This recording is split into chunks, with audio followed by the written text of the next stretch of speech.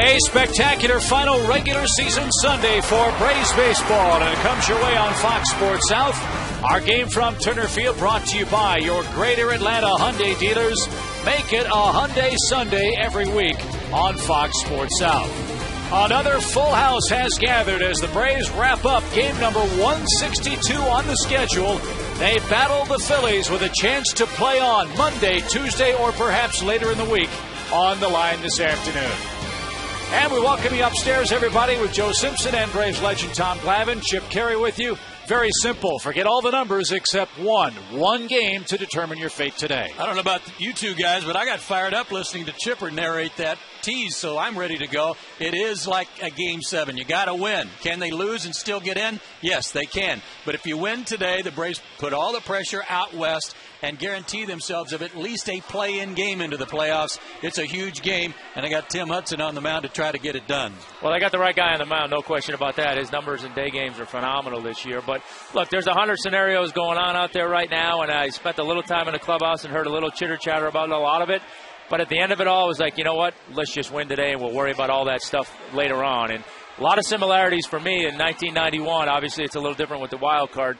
But these guys have an opportunity today to go out there, take care of their business, and put all the pressure on those guys out west, and then wait and see what happens.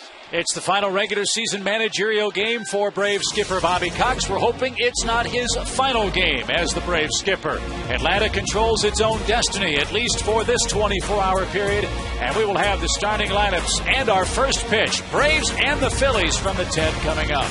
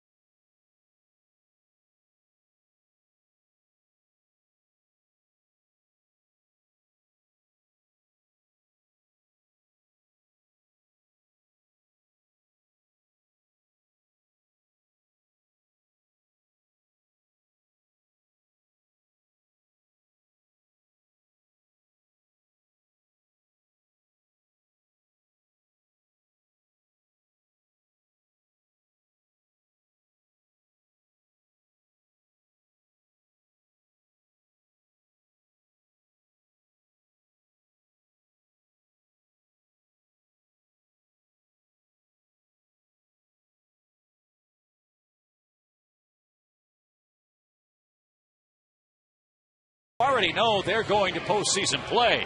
They don't yet know whom they will play, and Atlanta with a win can ensure themselves a chance to play in October a little deeper. The Phillies have their A lineup, probably the lineup you'll see for them come playoff time. Atlanta has to pay attention to Raul Ibanez and Carlos Ruiz. Those two men have hit the Braves very, very hard, and Cole Hamels gets a very short start today. Tim Hudson on the mound for the Braves, his 34th start of the year. He made 2 starts against the Phillies. He was 1-1 in those starts. But how about this? 8 day game starts this year. He's undefeated in day games with a 1.79 ERA.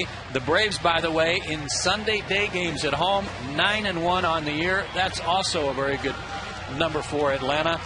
But for Tim Hudson, his 4 keys to pitching success today: get off to a good start, hold them down, and don't try to do it all yourself.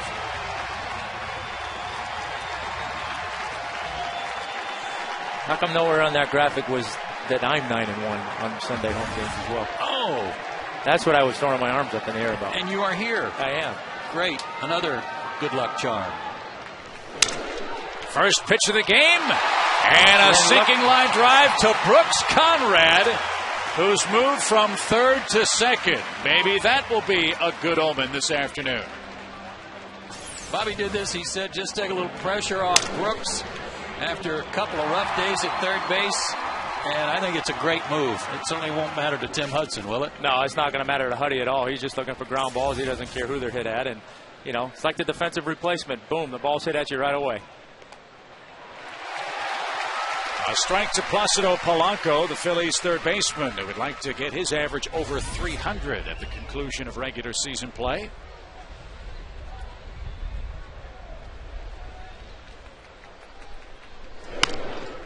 I've usually got a jillion notes written on my scorecard in case I need them during the course of the game. I don't have hardly anything written down today because none of it matters. Today's just one game for a chance to get into the playoffs, and that's all that matters. Past history, the fact that the Phillies have won 5 straight doesn't matter against Atlanta.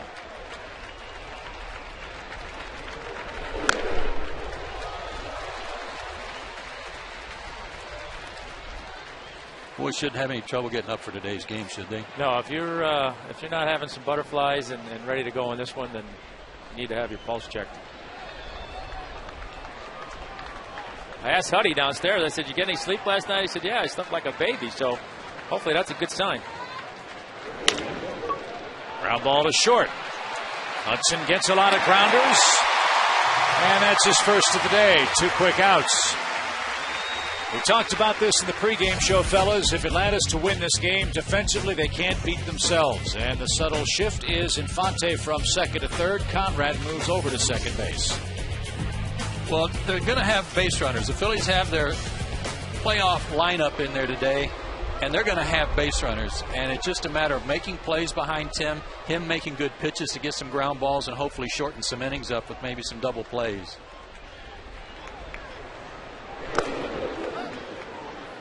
Because the last 5 games against the Phillies have been ugly. The Phillies have won all 5 of them. Braves are not scoring any runs. But more importantly, I think, are the errors and the unearned runs allowed. They just have to, as the guys on Braves Live were talking about, you got to have a clean game today.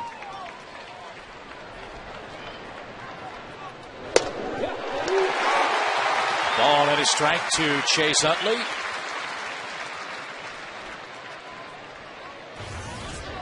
Chase missed 43 games with thumb surgery on a head-first slide.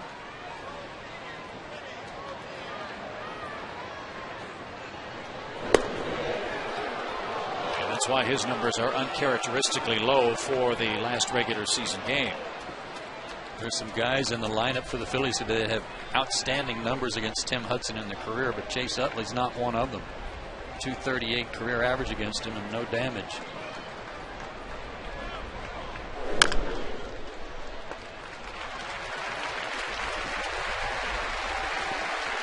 Hudson has him now, 2 balls, 2 strikes.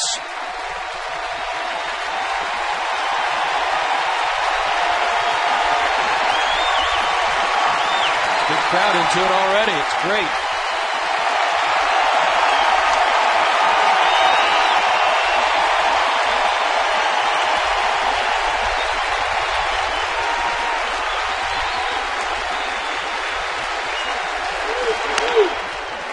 Brooks cleanly to first, and Hudson a 1-2-3 opening inning.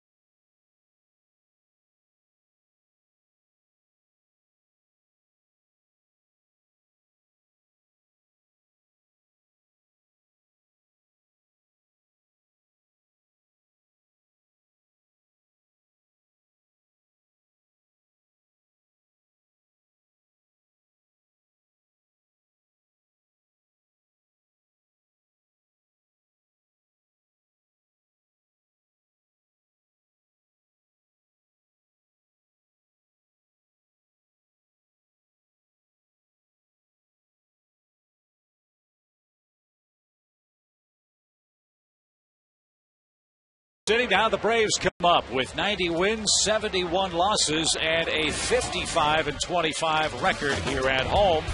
Derek Lee moves up to the 3 spot, and those numbers tell you why. Cole Hamels on the mound, 26 years old, 6'3", 190. Those are his season numbers. He's 5-1 over his last 7 starts. Beat the Braves on the 20th of September. 4 starts against Atlanta on the year. He's 2-1. He's worked 20 2/3 innings, 9-5 lifetime, but not so good here at home. His last 3 starts here at Turner Field, he's 0-2 with a 10 ERA. And his 4 keys to success today is the tune-up. He's only supposed to go 2 innings. Well, you know what? Take that tune-up somewhere else, Cole. To adieu, and take several starting players with you. Very nice. Rest up.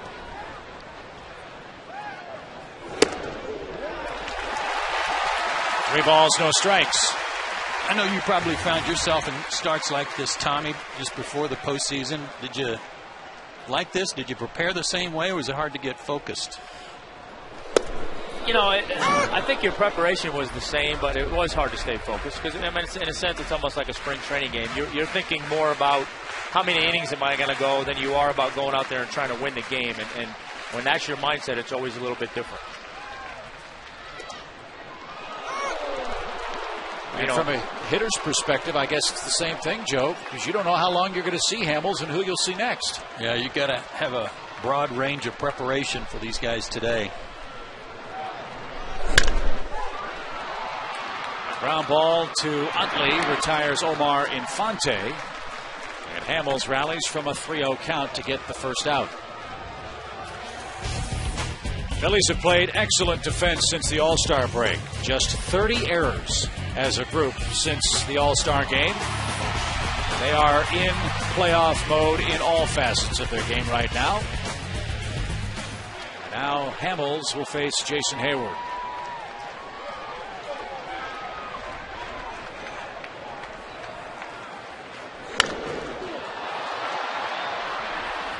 Ruiz will give it a look. Strike 1. I like that, though. Went after the first fastball he saw that was a good pitch and had a good hack at it. Be aggressive today. Don't find yourself taking a lot of fastballs from Cole Hamels. He's got too many other good off-speed pitches to beat you with. You get a good fastball, jump on it.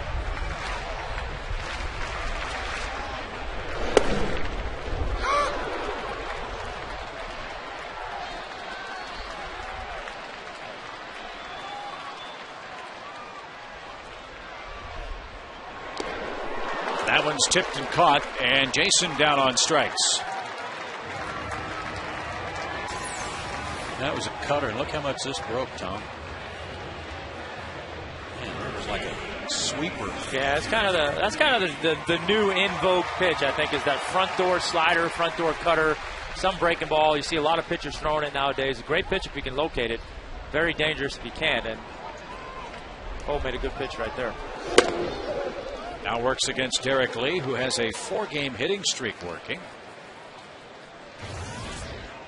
Derek's knocked in 23 runs in 38 games as a Brave, including 5 the other day.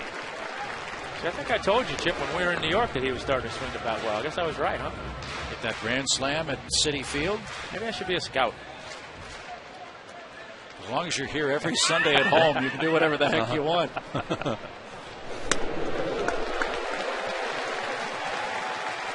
I think you'd look good with a clipboard and a radar gun. No.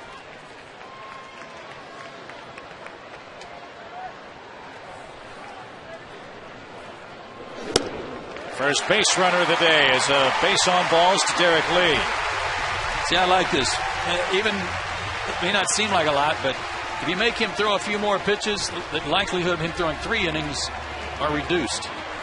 If he's going to do 2 and fly, then fine. Run his pitch count up a little bit, get him out of there, and bring in the next guy. Yeah, he might have 2 innings on his mind, but like you say, if it's a very efficient 2 innings, then they start having the conversation, hey, you want to go one more, you want to go one more. That won't happen if they make him throw some pitches. And the reason Hamels is starting at all is the Phillies have already set the first 2 spots in their playoff rotation. Halladay gets the ball in game 1. Oswald's getting it in game 2. Cardinals would pitch their first road game in the playoffs, and that's about a week or so away. So we need to get him some work now. I'm kind of surprised, honestly, we didn't see Halladay this series. He's going to have an awful long break before he goes back out there in the postseason. But I guess the one argument in his favor, he's pitched a lot of innings this year, so he probably could use the break. Yeah, Halladay, 250 innings and 9 complete games.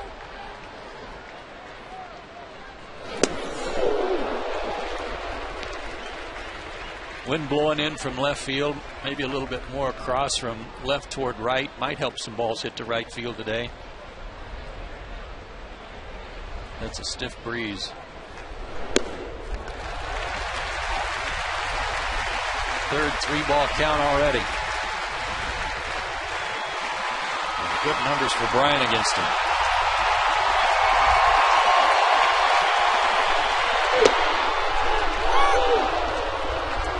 Derek Lee will be running now with 2 outs.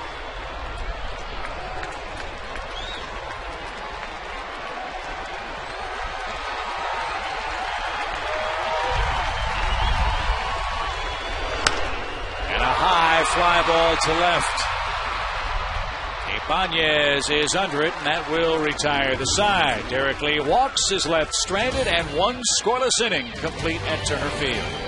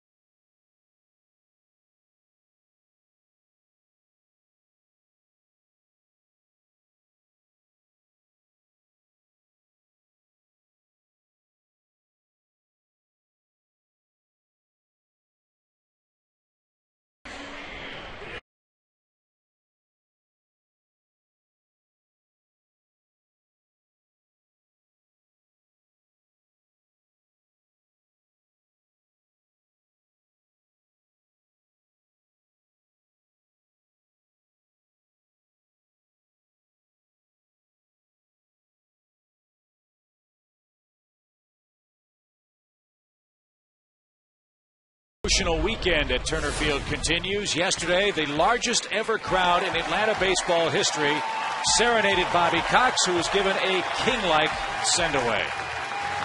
I think I speak for everybody here. We wish you the best of luck in retirement, and we love you from the bottom of our hearts.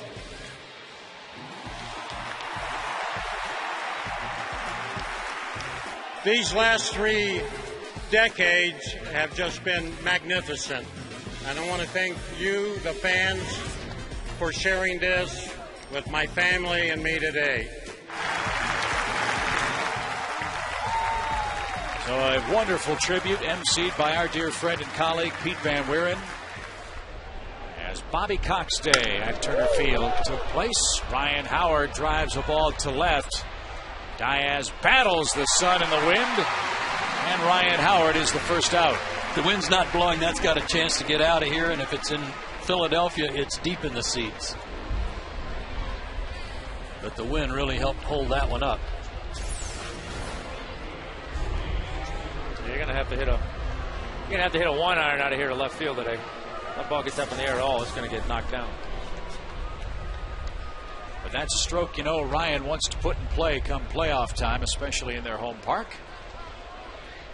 And Hudson set down the first 4 now with Jason Worth in the batter's box.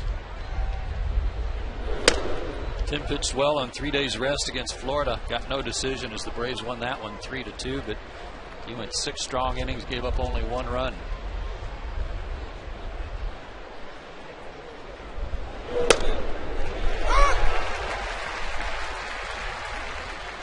He's had right at a strikeout per inning pitched against the Phillies this year. 11 and 12 innings coming into the start.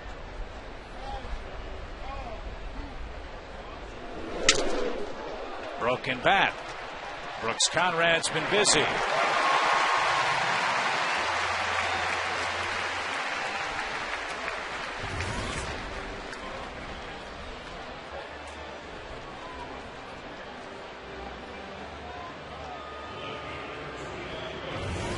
And here's Ibanez.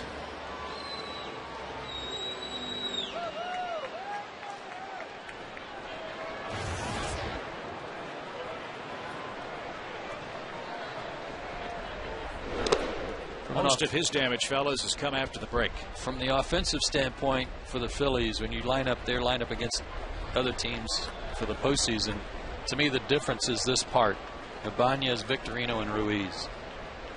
There's just no soft spots anywhere. Yeah, I think from a pitching standpoint, you know, you're always going to have that exercise of, all right, who do I not want to let beat me and eliminate them from the equation? But there's 5 or 6 guys in the lineup you could say that about, so you have to pitch to somebody. And this guy's hot.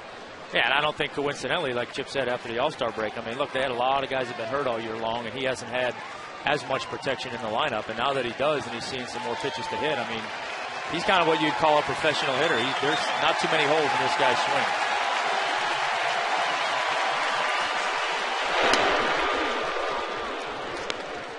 And even when Victorino was leading off and Rollins was out, when they had Wilson Valdez in there batting at the bottom of the order, he was a real tough out. He was productive.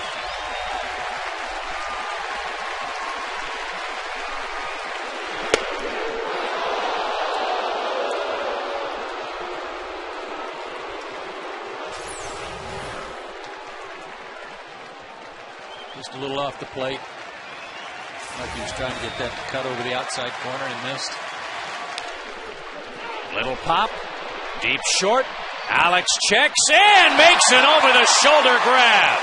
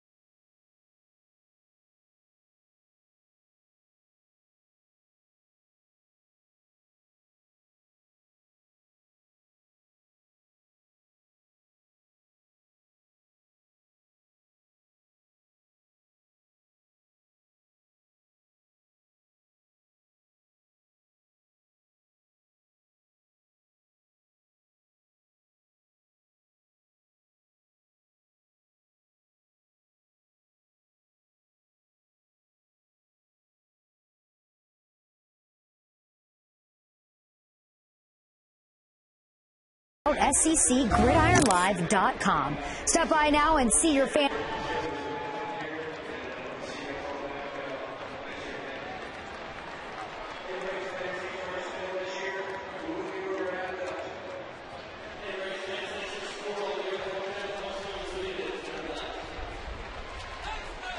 Tim Hudson's been very sharp to start. Now Matt Diaz leads off the Atlanta second. No score on a chilly, windy Game 162 Sunday at Turner Field.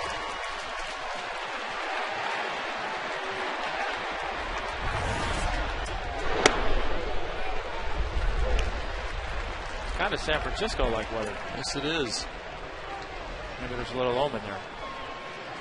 Will Omen is in Will Florida. Omen, Florida, right? Yeah. I can hear him talking all the way up here.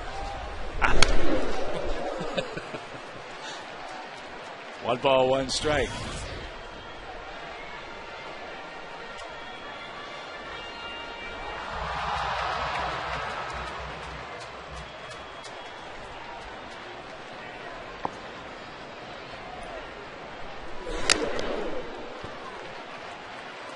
was it Matt told you before the game, Chip? He's just going to prepare like a spring training game? Yeah, he said, I don't know if I'll get to see Hamels in the first couple of innings. And after that, it's Oswalt and whomever else. A lot of names that he may not know or be familiar with. So get that first good fastball and let it go. And Worth in right makes the play for the first out. Friends, join the Braves Kids Club presented by Chick-fil-A to get cool Atlanta Braves stuff, free Braves tickets, Chick-fil-A coupons, discounts on Braves gear, and more. Sign up today at braves.com/kidsclub.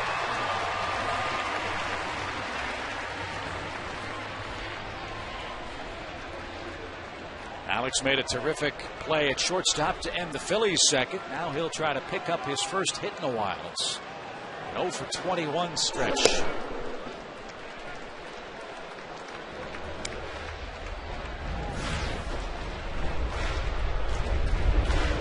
Like we might see Oswalt in the third. Maybe we'll see him sooner. I don't know you'll see him sooner unless something bad really happens. But I think for him as a starting pitcher, we don't know how to warm up quickly. So he's probably going through his normal routine regardless of when he's coming in the game. 2 balls and a strike. Oswalt, a huge difference maker for the Phillies rotation. Their big three at one point unbeaten in September. Good swing there by Alex. One of the things he's been doing that I've noticed is Alex will kind of tilt over at the waist, and sometimes he's taking his hands with him where it's not leaving him much bat speed to work with. Not keeping his hands back.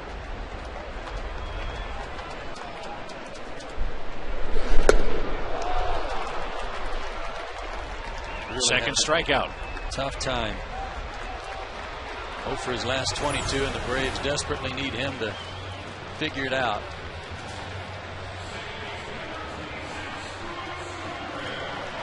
Here's Brooks Conrad. Brooks at 243 on the season. 8 homers, 31 knocked in.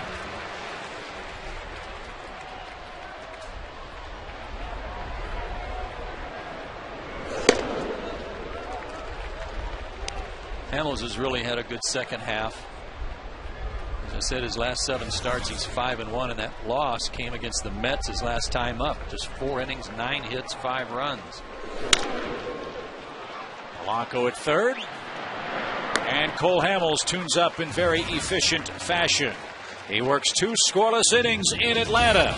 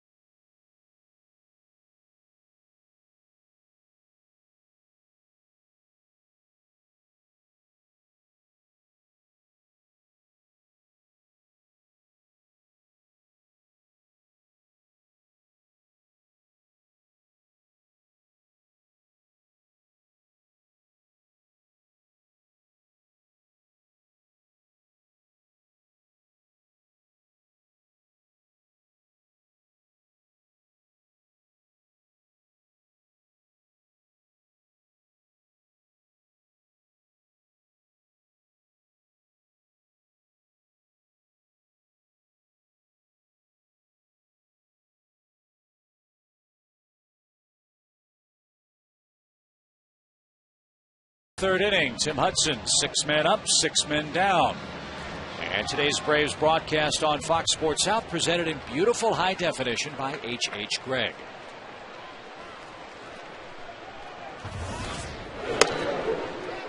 The flying Hawaiian Shane Victorino will start things off. What a luxury it is to have this guy hitting 7th.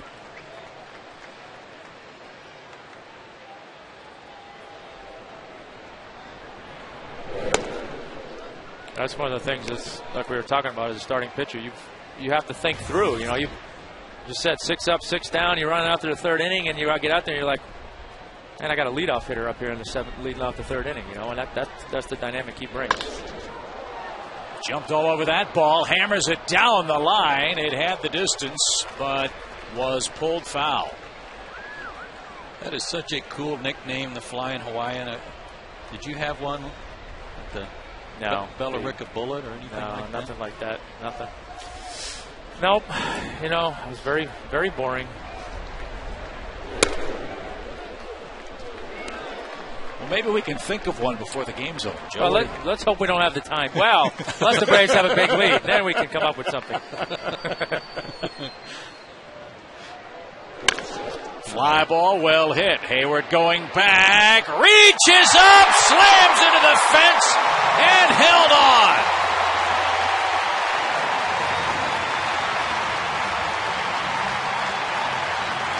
He heard something. Yeah.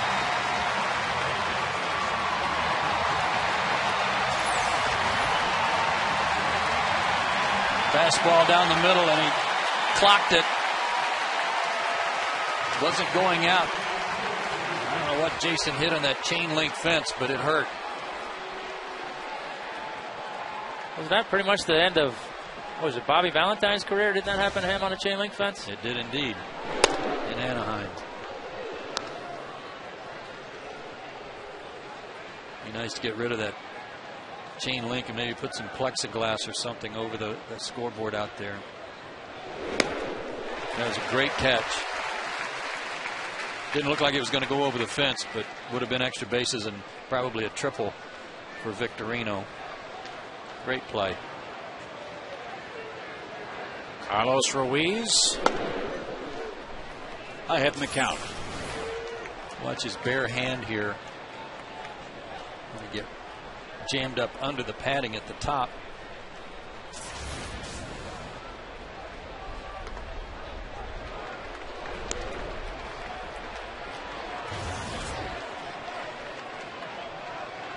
This guy has had a great year. And you hate to have to get in fastball counts with him. I still think he's arguably their best fastball hitter.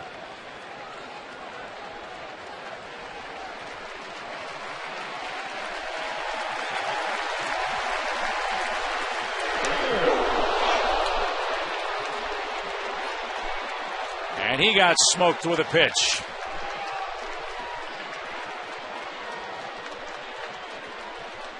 And that's the last thing any of these clubs fighting for a playoff spot want to see, is somebody get hurt on the final day of the year. Get him in the ribs or the elbow. No, you hit him on the belt.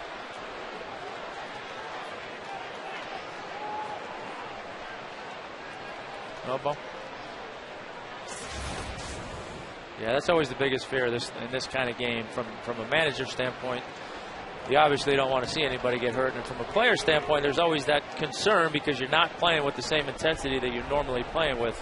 And that's usually a recipe for disaster. And early in this season, Tim Hudson hit Placido Polanco on the elbow. And Polanco has not been right all year long. In fact, he's playing with virtually a broken elbow. He's had a couple of cortisone shots. And now Ruiz gets popped with 1 out in the third. They were working on his arm, so it must have clipped his elbow or even his hand. So Hamels is done. John Mayberry Jr. will pinch hit with a runner aboard. Yeah, elbow.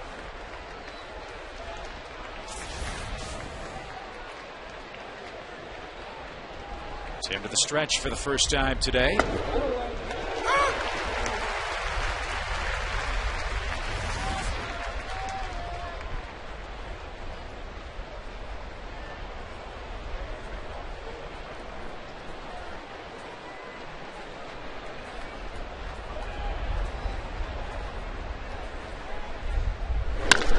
High fly ball belted to left field, and the Phillies lead.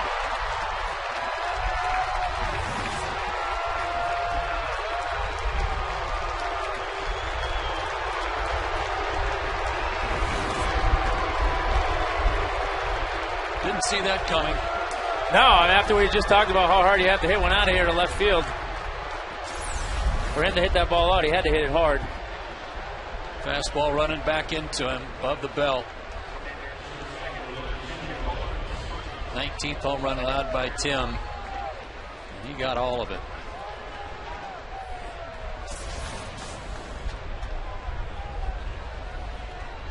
So the Turner Field crowd stunned as the Phillies lead by 2. And with Cole Hamels taken out after 2, Charlie Manuel picked the right guy to swing the bat.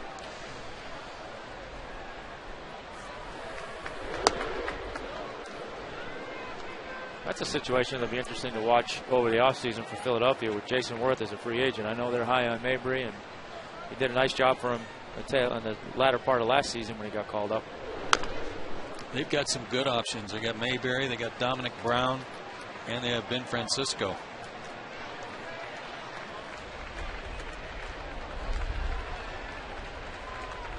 Well, the Braves know that they've got to score at least 3 today.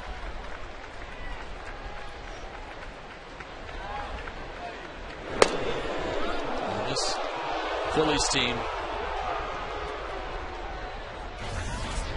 just ridiculous record when they score first. Over 50 games over 500.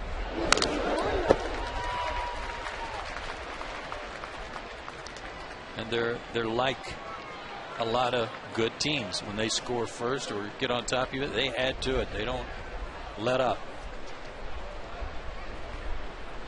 They don't let up, and then they, on the other side of the ball, they play good defense and don't allow you extra opportunities to get back in the game. Kind of reminds you of the Braves clubs that won all those division championships, Tommy, that you were a part of. Well, I mean, it's a very similar makeup. I mean, you know, good solid lineup, good, tremendous starting pitching, pretty good bullpen, but they just don't do things to beat themselves very often. Collins strikes out looking. And 2 are out.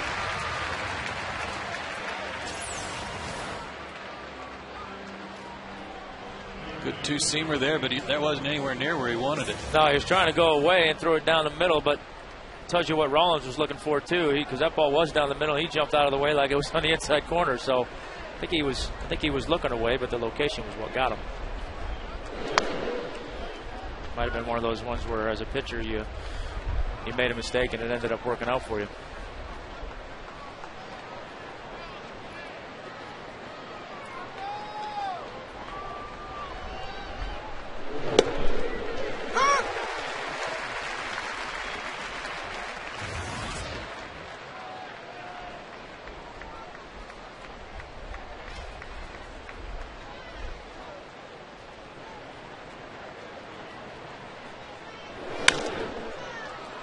Fly ball to right. The inning starts and finishes with a Hayward catch, but in between, Carlos Ruiz hit by a pitch on a full count, and then John Mayberry a pinch hit 2-run homer to give the Phillies an early lead in Atlanta.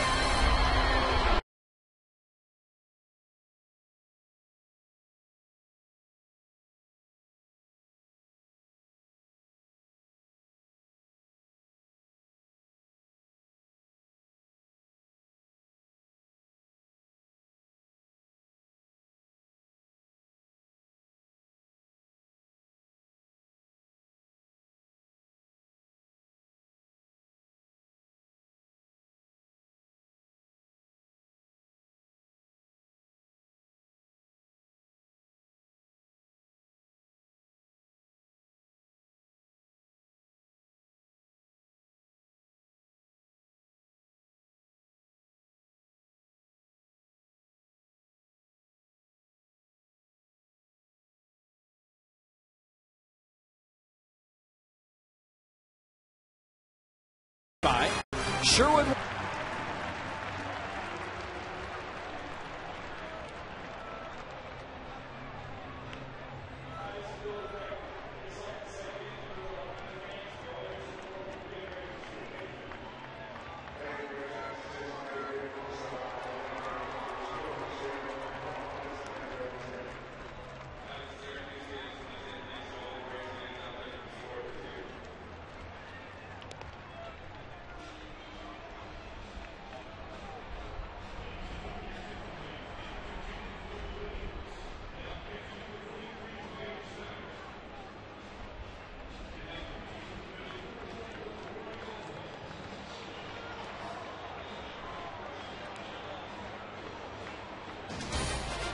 Sunday Braves on Fox Sports South is brought to you in part by Sherwin-Williams, by your local Ford dealers, by AirTran Airways, and by AT&T Uverse.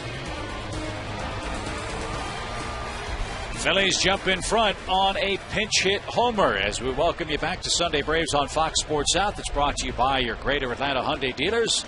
We hope you've enjoyed making it a Hyundai Sunday every week on Fox Sports South during this 2010 season. A couple of changes for the Phillies. Brian Schneider now works behind the plate. We'll let you know if there's any major problem with Carlos Ruiz, who was hit by Tim Hudson's pitched ball. And speaking of pitching, Roy Oswalt in for a tune-up. Outstanding numbers after he joined the Phillies. Not so good while with Houston.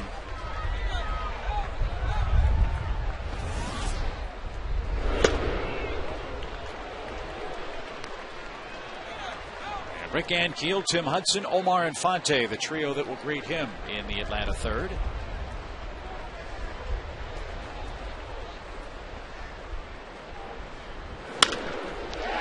And a good start.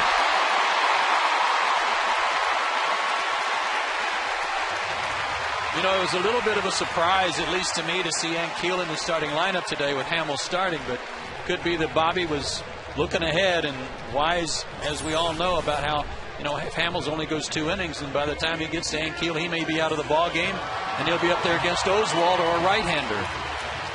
And sure enough, that's the way it played out, and a good start to the third inning. This is Oswalt's first relief appearance since 2007, and don't overlook the fact that this may not be an easy thing for him to do.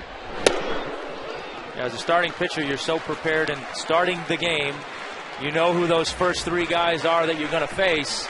You know, he's down there in the bullpen warming up. He's not sure who that first guy is going to be that he's going to face, or what the situation is going to be. So there's a lot of things that he's not accustomed to doing as a starting pitcher that he's going to have to work his way through. Hudson with a bunt. And it's a beauty.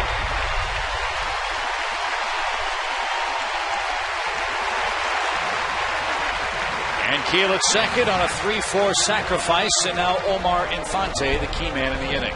Another key part of this series has been the Braves' inability to hit with runners in scoring position. They're just 3 for 15 in the first 2 games of this series, while the Phillies 10 for 37. 37 opportunities coming into this game today. You know, and that's a familiar theme, really. I mean, in the few games that I've done this year, it seems like every time I've come in here to do a game and the Braves are on a stretch where they're not struggling, that stat right there has not been very good when that's going on. And I'm sure Oswalt felt the same way with the Astros. It's probably not coincidental that he took off when he pitched in front of this tremendous Philadelphia offense. Well, you go out there as a starting pitcher, and your mindset is more to win. And give me a couple runs, I'm going to win, versus going out there with Houston and pitching to try and not to lose.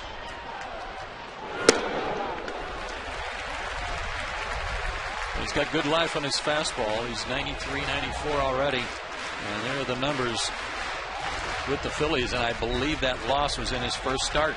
Yeah, his first start, he wasn't very good. Got that one out of the way, I guess.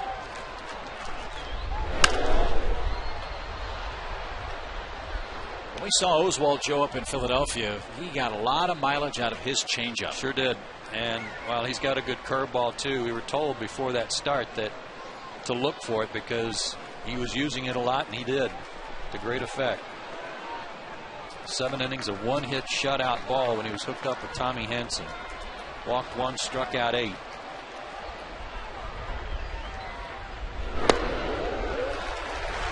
For a guy like him that throws 93, 94 miles an hour, you can start throwing an 82, a 78 mile an hour changeup. That's awful tough for a hitter to cover that spread. And I know he can flip that curveball up there that's 68, 69 miles an hour. But even with that, I think that's a pitch that for a hitter, you might be fooled by it and you might take it and take it for a strike. But with the changeup, you don't recognize it as well. And because you have to cheat so hard to get to his fastball, that's a pitch that I see him being able to get a lot of outs with because guys are taking swings and making bad contact on it versus that curveball. You're more apt to swing at a changeup. Yeah, you're gonna the curveball. Yeah, you're gonna swing at it thinking it's a fastball because it looks like a fastball. Whereas that curveball, yes, it might fool you, but it's going to be a pitch that really he's only going to get a result on if it's for strike 3. That changeup, he's got an opportunity to get a result on that pitch a lot. Well, this would be big for the offense right here if you come back after the 2-run homer and get at least one of those runs back. They'll pick up the dugout in a hurry. 2 balls, 2 strikes. And Keel at second with 1 out.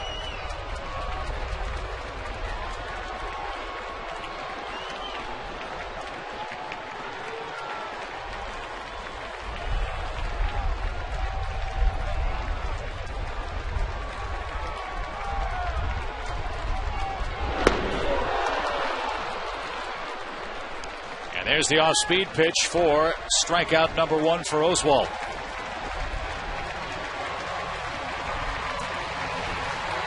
That's what makes that pitch so good. You're looking fastball, and you got to cheat just a little bit to get to that 93, 94. And then when he throws that pitch, you see they're missing that on speed and on spot. He's swinging in front of that and below it. It's just a tough pitch to get. Exactly what you said. Jason Hayward takes high. 1 ball, no strikes. Now, I would venture to say, too, we'll have to look it up, but I would bet with the addition of that pitch, his numbers against left-handers have probably gotten a lot better, too.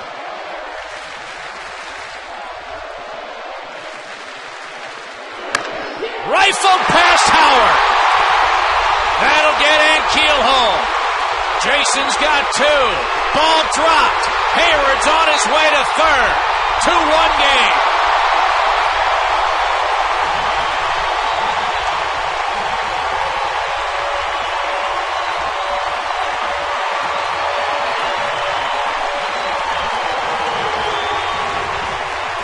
That's a huge run. They've been pitching him inside, burying pitches, especially up and in on him. That one was down and in, and he was able to rake it. Went up there looking for something down and in and got it and just smoked it. Worth had a little trouble when he got in the corner to pick it up. That gave him an extra base.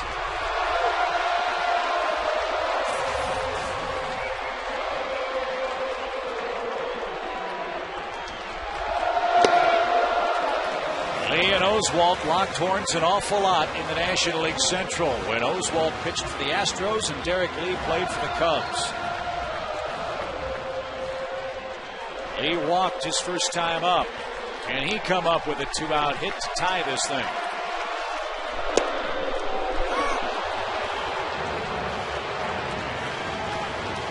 Derek drove in all 5 runs in the series opener for the Braves.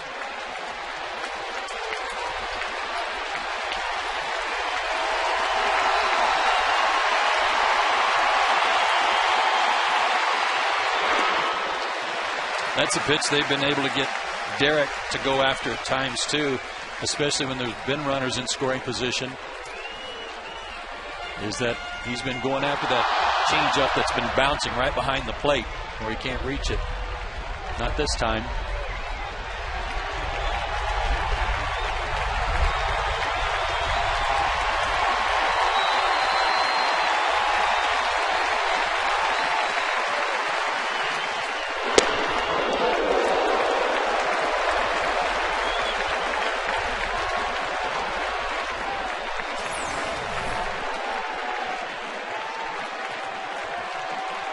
Tried to frame that, but didn't fool Marvin Hudson. Ground ball short.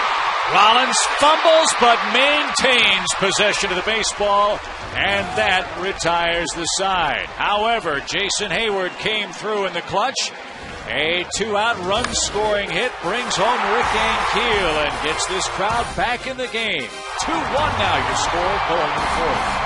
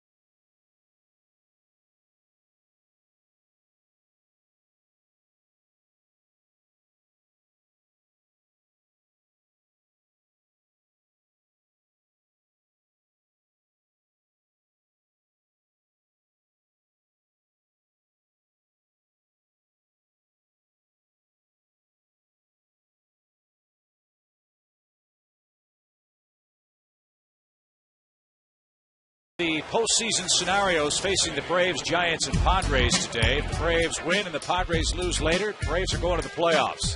If both teams lose, Atlanta holds the tiebreaker edge and would play the Padres here tomorrow. If the Braves and Padres both win, that would force a three-way playoff for 2 spots. And, well, as far as that last potential scenario, Joe, I didn't see it. Don't even want to talk about it. Didn't see it. Yeah. Tim Hudson back in the game, down a run now with Chase Utley leading off the fourth. And Chase hits a soft fly ball to left.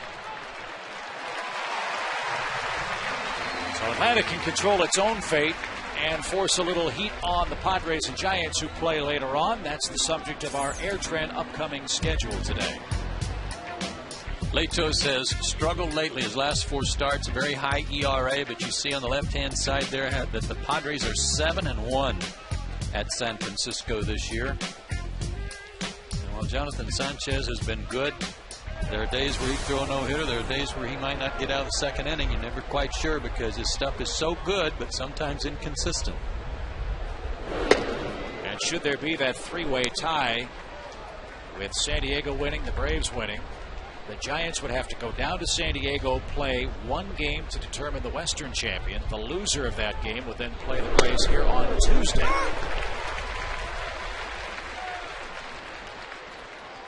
Bottom line for the Padres, as Dave Baker was saying before the game today, they've got to win 5 straight games. 3 at San Francisco and then possibly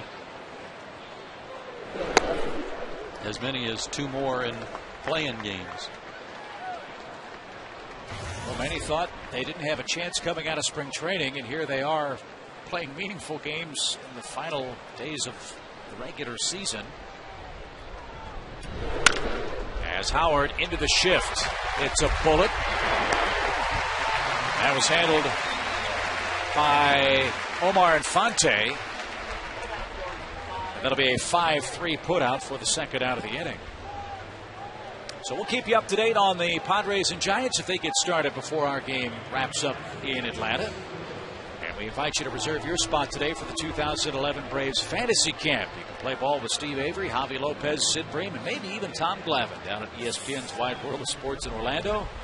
For details, call 404-614-1526.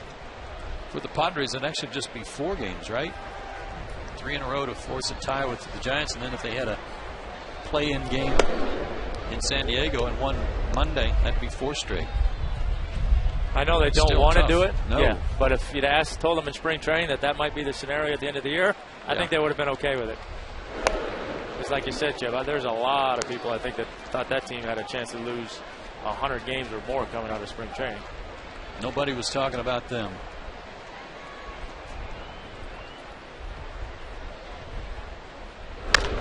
Worth hits a fly ball foul.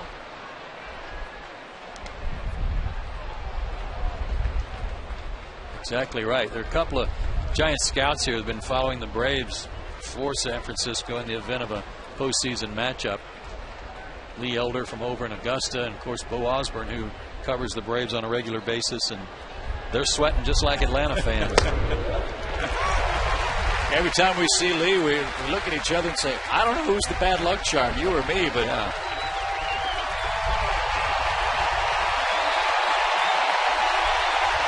crazy final few days of the regular season. Worth off stride into left center field. Diaz is there, and Hudson restores order. 3 up, 3 down. Bottom half of the inning coming up. 2-1. Braves down at home.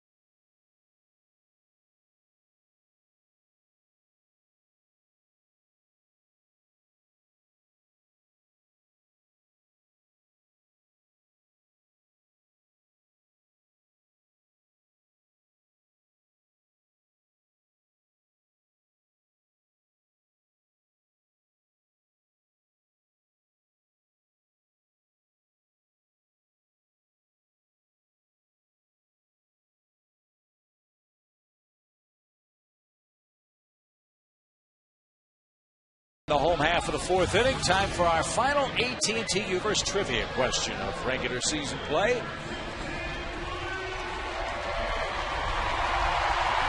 Which managers won the most career games against Bobby Cox?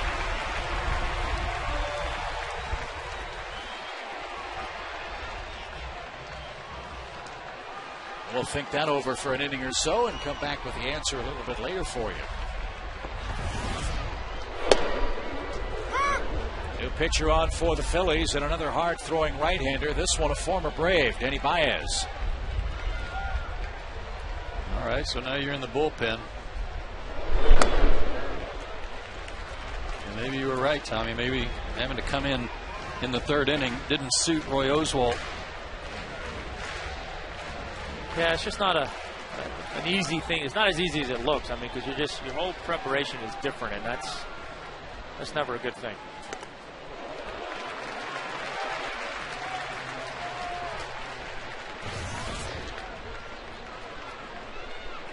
Hamels went 2 scoreless innings with a walk and a couple of strikeouts. Oswalt a run on 2 hits in his inning. It's worth of a 2-0. Now McCann hits a towering fly ball to center.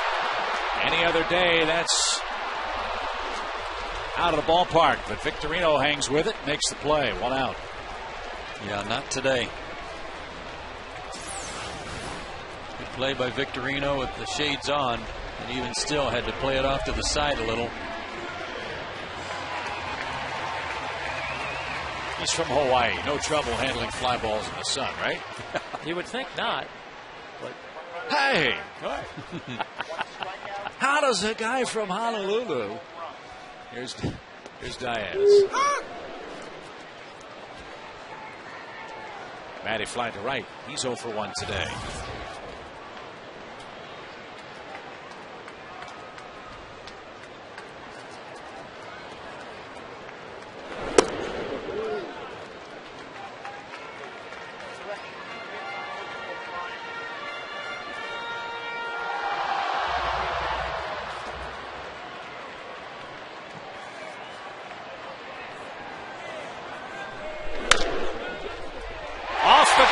Polanco and into left field.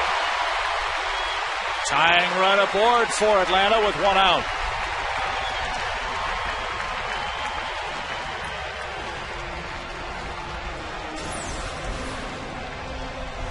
Ball was sharply hit and came up on Polanco in that last hop before it got to him.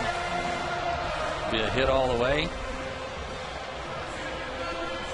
Talking with Tommy McCarthy, the fine TV broadcaster for Phillies. Polanco's made 1 error in his last 89 games. Wow.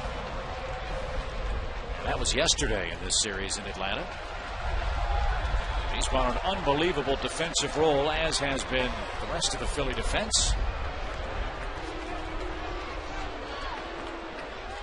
Well, Pedro Feliz was no slouch at third base. He was a good third baseman, but he didn't bring his offense with him from San Francisco when it came to Philadelphia.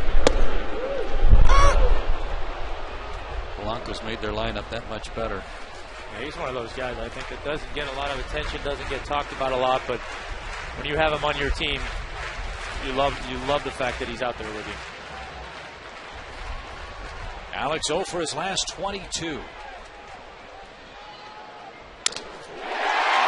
Takes care of that with a broken bat single to left. We'll take a look and see where this pitch is, but I love the fact that he got jammed. A lot of times, if you're going bad, the best thing that can happen to you is to get jammed on a pitch, because that means you waited a little longer and you stayed back better. And that pitch was up and a little bit in, not that much, but broke his bat. Hopefully that'll get him going.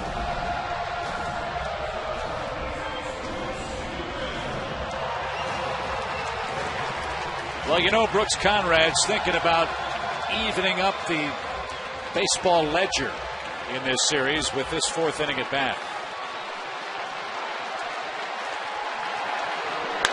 And he does. Base hit right. Diaz around third. Worth loads up, throws toward third. Throw off target. We're tied.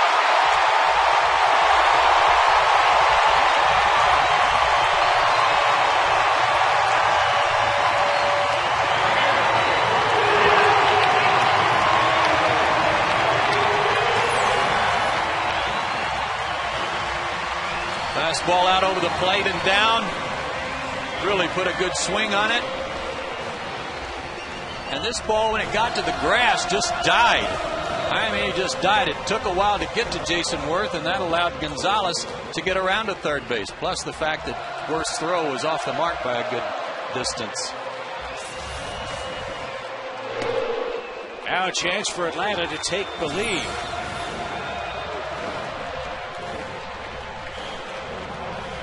Big high five from Glenn Hubbard and a big clap in the background from his manager. So the ledger might be even. So's the game at 2-2.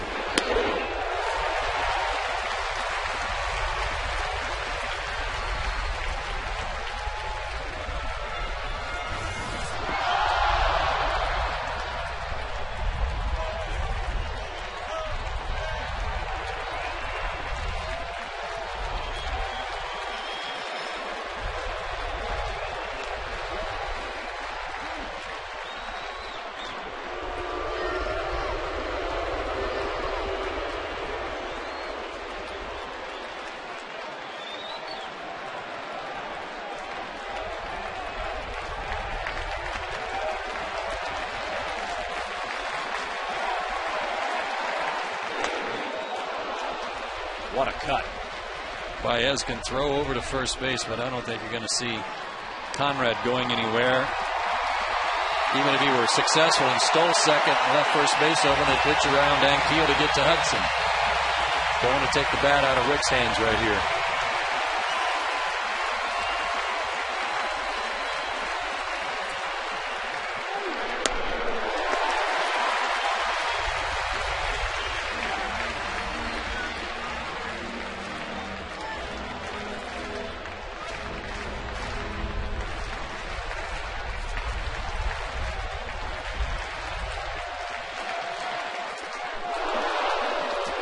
And Baez strikes out Ankiel. Big second out for the Phillies relief pitcher. And now it's up to Hudson to help himself. Yeah, on the Sherwin-Williams painting the corners on our Fox tracks, you see it's a strike. But boy, you got to have contact there. Even at the risk of a double play ball, you got to put it in play. That's been the problem for Rick in Atlanta. That's 42 strikeouts now and 119 at-bats. So Hudson with 3 RBIs on the year, sacrificed his first time. Bats with runners at the corners and 2 out in a tie game.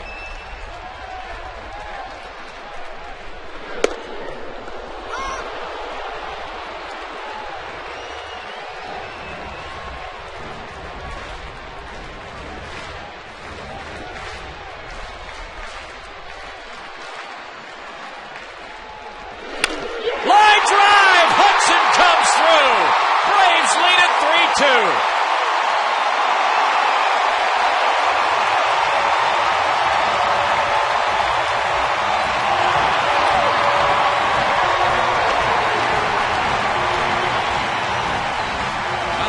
Things have been going for Atlanta offensively. Maybe Huddy would bat second today, but he's still in his customary 9 spot. He makes it work because Baez hung a curveball. Thank you very much. Yeah, thank you very much. We got him on strike 2 with the curveball and tried to go back to it, and shouldn't have thrown that pitch anywhere near where he did, but good job by Huddy picking up his teammate.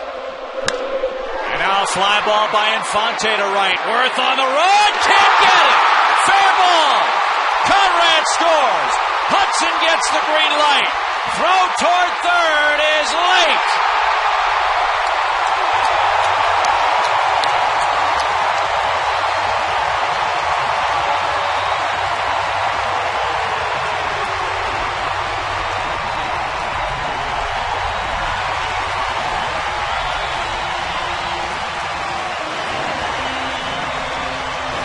Told you about the wind blowing today and how it's pushing balls from left across to right.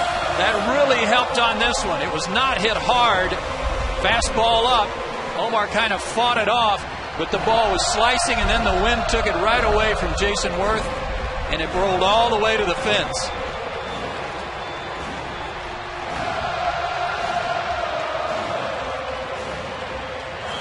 Now a perfect case for Huddy after running around the bases. Get a pitching change. It looks like he's going to get an opportunity to rest. A 4-run, 5-hit inning continues for the Braves on must-win Sunday at home.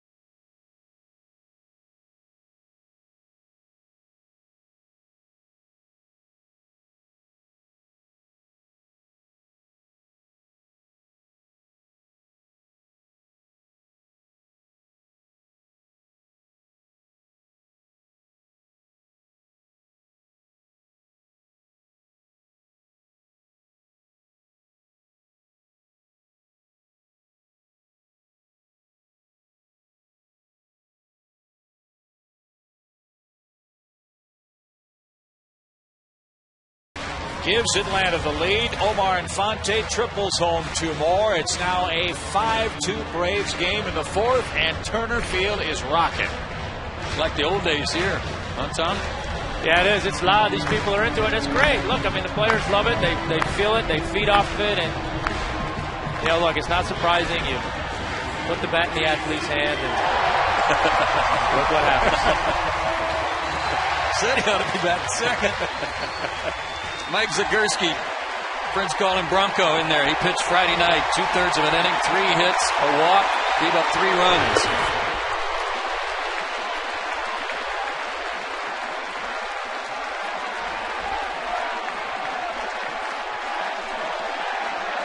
Yeah, Giants fan, I know you're appreciating this. 1 ball, 1 strike.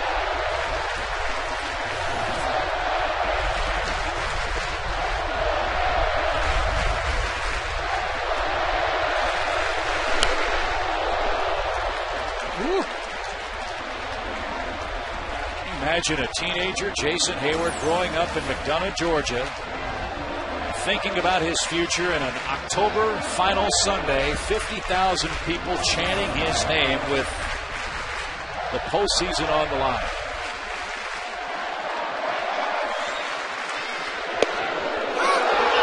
He didn't think that was a strike, and it may not have been, but it does end the Atlanta 4th, and what an inning it was. 4 runs on 5 hits. Tim Hudson and Omar Infante with key 2-out hits, and the Atlanta Braves have a big-time pulse working. 5-2.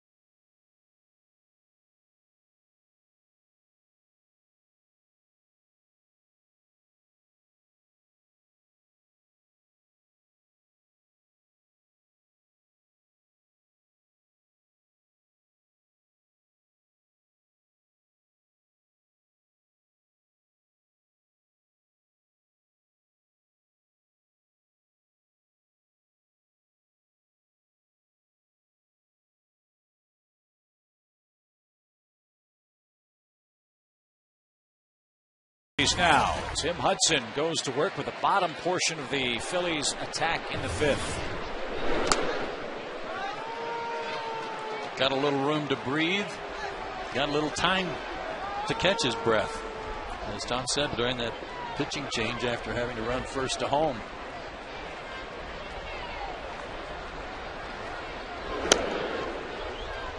What's wrong with that?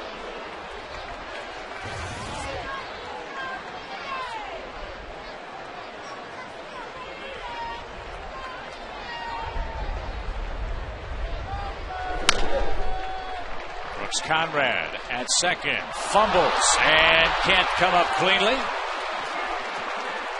And Ibanez will reach. That'll be an error on Conrad. Man, when things are going rough defensively, the ball finds you. The ball came off the lip of the grass and came up on him, and right off the heel of his glove. What we've noticed about this Phillies club, you give them an extra out, they usually tack on a couple of runs. See if Hudson can stop that with Victorino up. Well, I said when the game started that they were going to have base runners, and you just know that.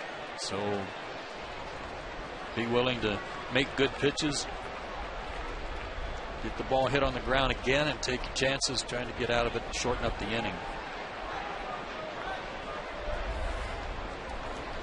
Victorino robbed of an extra base hit his first time up. Beautiful catch by Jason Hayward, who climbed the fence and brought back a line drive to lead off the Phillies' third.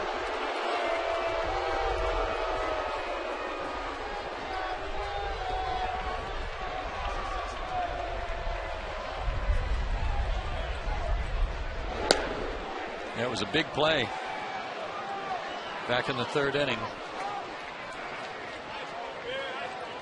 Happened right before Ruiz was hit by a pitch, and then that was right before Mayberry hit the pinch hit homer.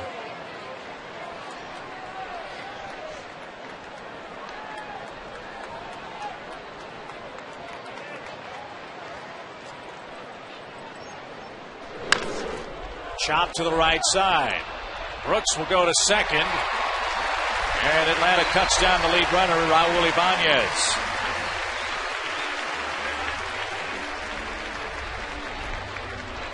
Took his time. I like that. I mean, he knew he wasn't going to get a double play because he had too far to go to get the ball, but he paused just slightly before he made this throw.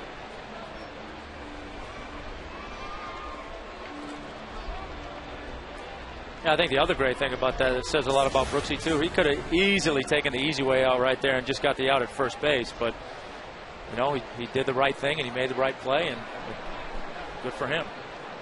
Yeah, throws to second have not been kind to him lately. No, and especially when you're going away from it and having a, you know, you're going one way and making the throw the other way.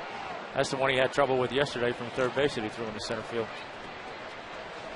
So Brian Schneider bats for the first time. Remember, he took over for Ruiz. Ruiz was hit by a pitch and then scored on the Mayberry homer.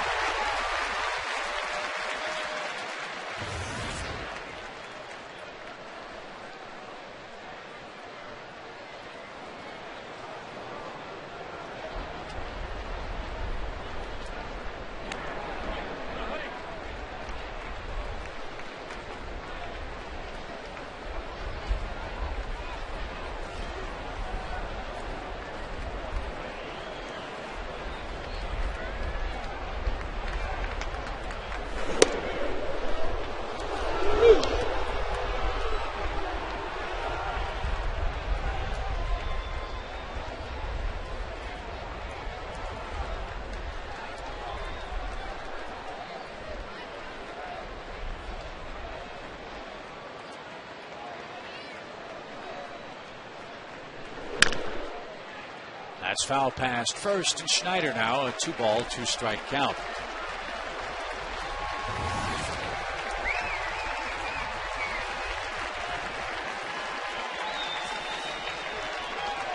Schneider, a .250 hitter against Tim in his career, 6 for 24 with a couple of doubles.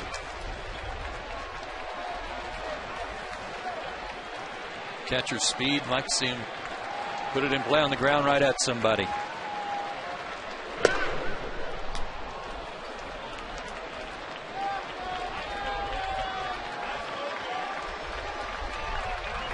See how the Phillies play it here. 3 balls, 2 strikes, 1 on, 1 out. Pitcher's spot due next.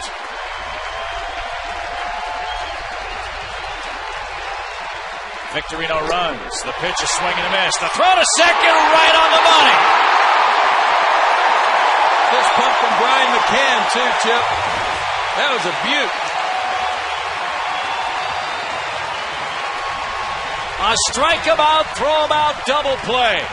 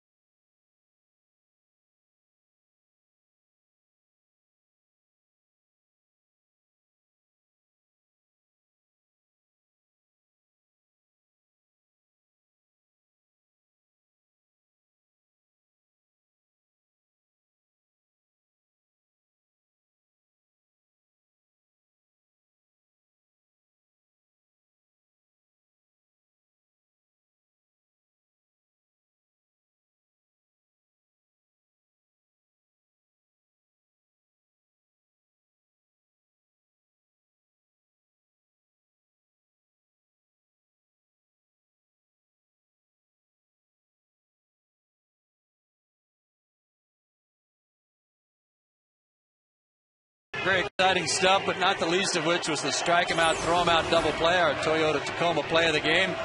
Brian McCann, his last 2 throwdowns between innings have been right on the bag, just like this one. And our Fox Mo replay will show you he put this one on the bag. And a great tag from Alex Gonzalez. I mean, look at that. Slid right into it. Beautiful. And Brian McCann fired up. We said we needed to see the Braves play a very strong, if not clean, game defensively. They've done that. At least they have the first 5 times the Phillies have come up to the plate.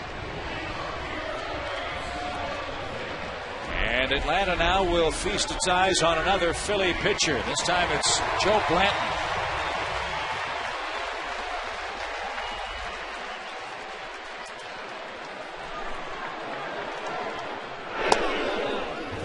If the Phillies do need a 4th starter in the postseason, odds are real good that it will be him.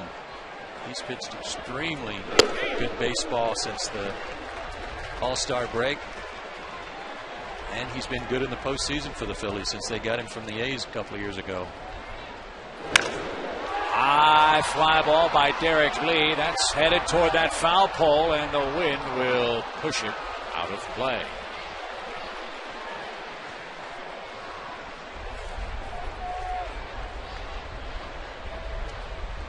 Braves got a 3rd inning run on a triple from Jason Hayward. That brought home Rick Ankiel.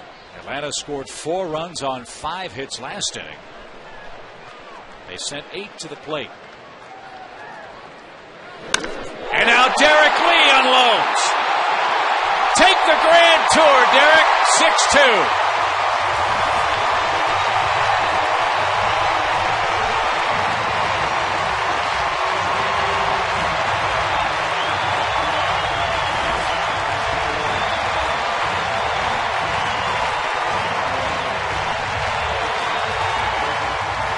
About when you get Tom Glavine and Derek Lee in the ballpark at the same time. I mean, there's really no denying it, is there?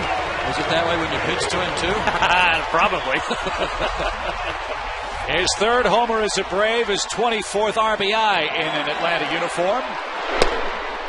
And with every passing pitch and run scored, the pressure tightens out west. Down. Inner 3rd of the plate, no doubt. Turned the wind around and everything.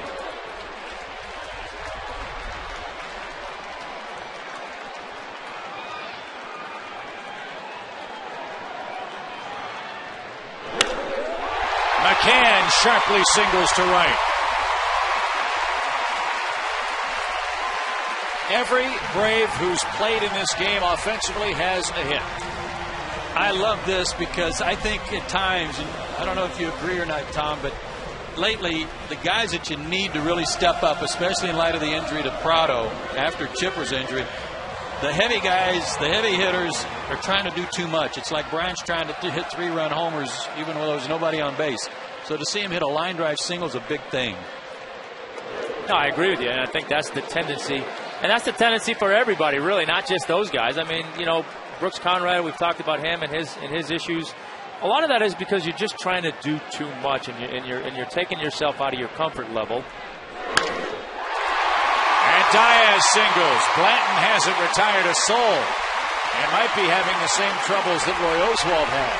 You know, and going back to the thought, yeah, you want guys to, obviously you got to pick up the slack when somebody goes down, but you don't do that by trying to do things you're not capable of doing. You have to stay within yourself and try and take advantage of the opportunities when you get them. And there's no question that on the offensive side, Derek and Brian are those 2 guys that you need to step up. So, yeah, to see Brian go up there and lace a base hit, yeah, it's almost like when a guy has a slump, the last thing you want to see him do is hit a home run. You know, it's kind of the same thing here. You want guys used to have good at-bats, you know, put the ball in, play hard, and that's going to lead to good things. And the fact that they had a 6-2 lead, that everybody can sit back, relax a little bit, and just see the ball and hit it hard somewhere. Yeah, I think they're all starting to feel it a little bit now, and they're going up there with some confidence. Alex Gonzalez had an 0 for 22 streak. He snapped it with a broken bat single in the 4th inning and came home on the Tim Hudson single.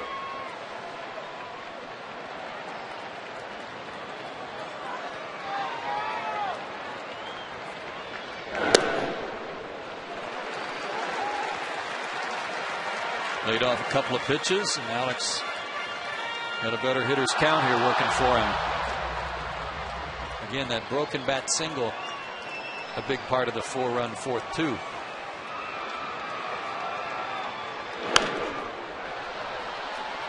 Two balls, one strike.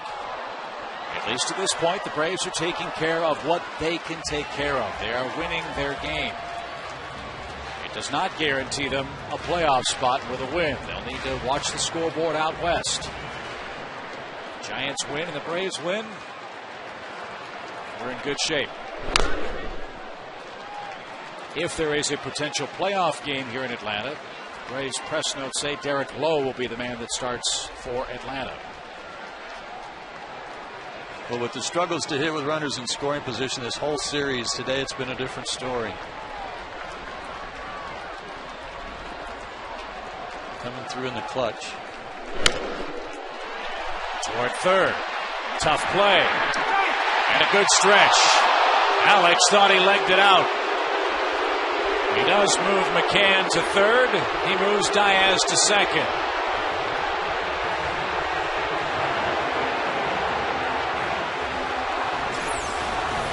Great hustle by Alex getting down the line, but Polanco got him.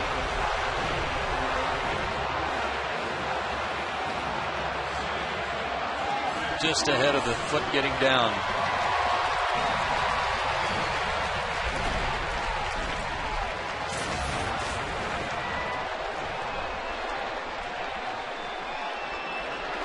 Braves just 3 for 15 in the series before today, and they're 4 for 9 today.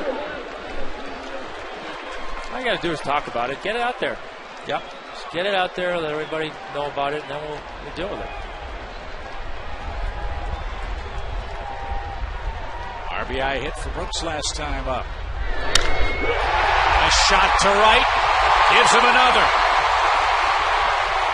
They throw behind. Ball gets away. Diaz is going to try. Flip throw to the plate. In time. Oh, my gosh. Schneider didn't even know he had that in his glove.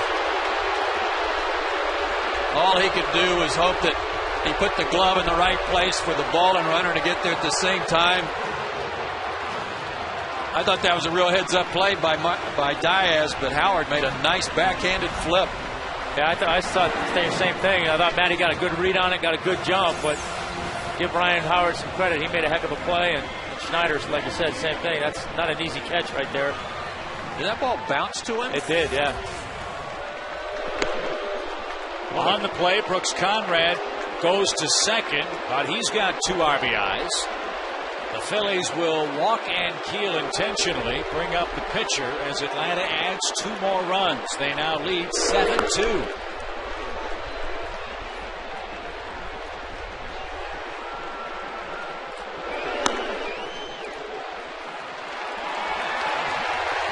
What happened was on the relay throw from Worth, Conrad, first of all, rounded first, had to dodge the throw. It gets under Hayward's glove, but Matty took off again. I thought he was going to make it easily.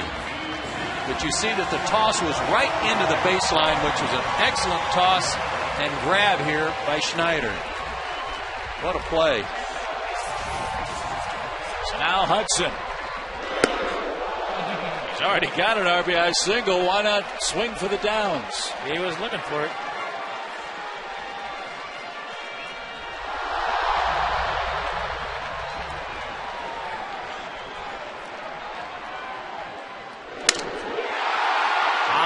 Fly to left. And that retires the side. Derek Lee leads off the 5th with a long home run to left. Brooks Conrad, 2 RBIs in his 3 trips. And Atlanta now leads 7-2 heading to the 6th.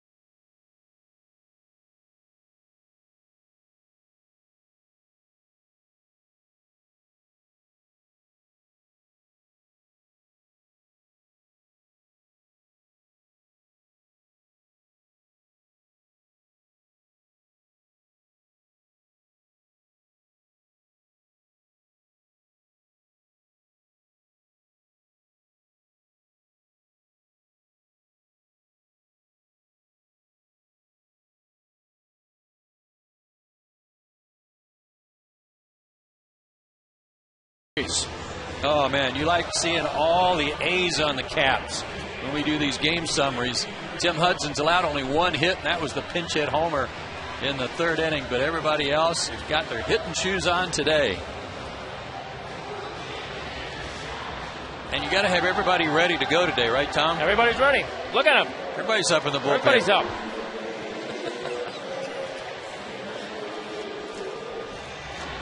Just in case. Hey, this guy's pitching. I don't think the pen's going to have to work much, if at all, today. Tim in command, leading 7-2, trailed 2-0. After the Phillies batted in the third inning. Now he'll face Greg Dobbs batting in the pitcher's spot.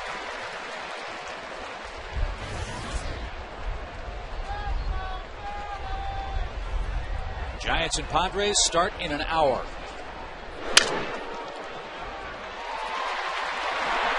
One out.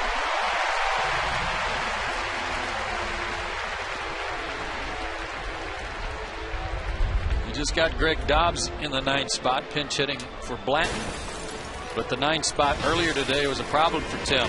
Our Coors Light Cold Hard Blast. John Mayberry Jr. comes off the bench, and I mean, that thing was loud. A 2-run pinch hit homer, and those were the first runs of the game to give the Phillies a short-lived 2-0 lead. So now Rollins bats. Jimmy 0 for 2 in the game. These are important at-bats, fellas, for the Phillies leadoff man who's missed a lot of games with leg troubles here in 2010.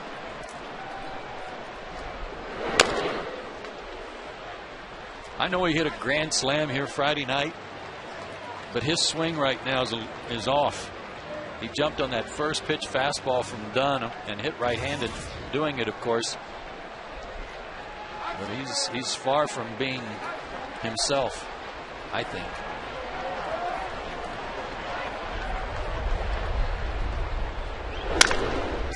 Slow roller. Conrad again. Rollins jogs down the line to protect that sore hamstring that's bothered him of late.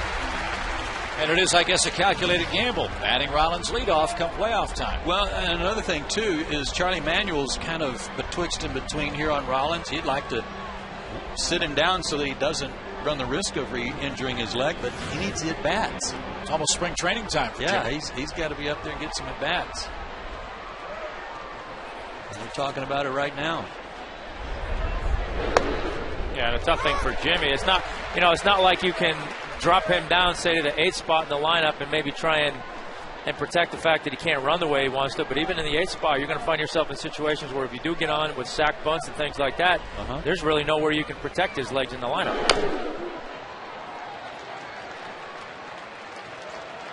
Their lineup, their personnel is deep. They've got other options to lead off, especially with Victorino, but Charlie's kind of walking a tightrope here. So is Jimmy about getting more at-bats at the risk of re-injuring himself.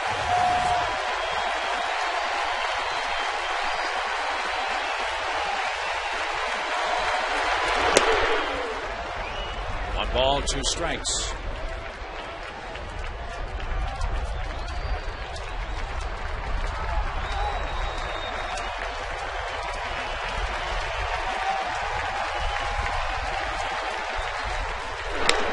Popped him up. High sky out there. Wind playing tricks. And Keel hauls it in. Tim Hudson is through 6. He's got a 7-2 lead.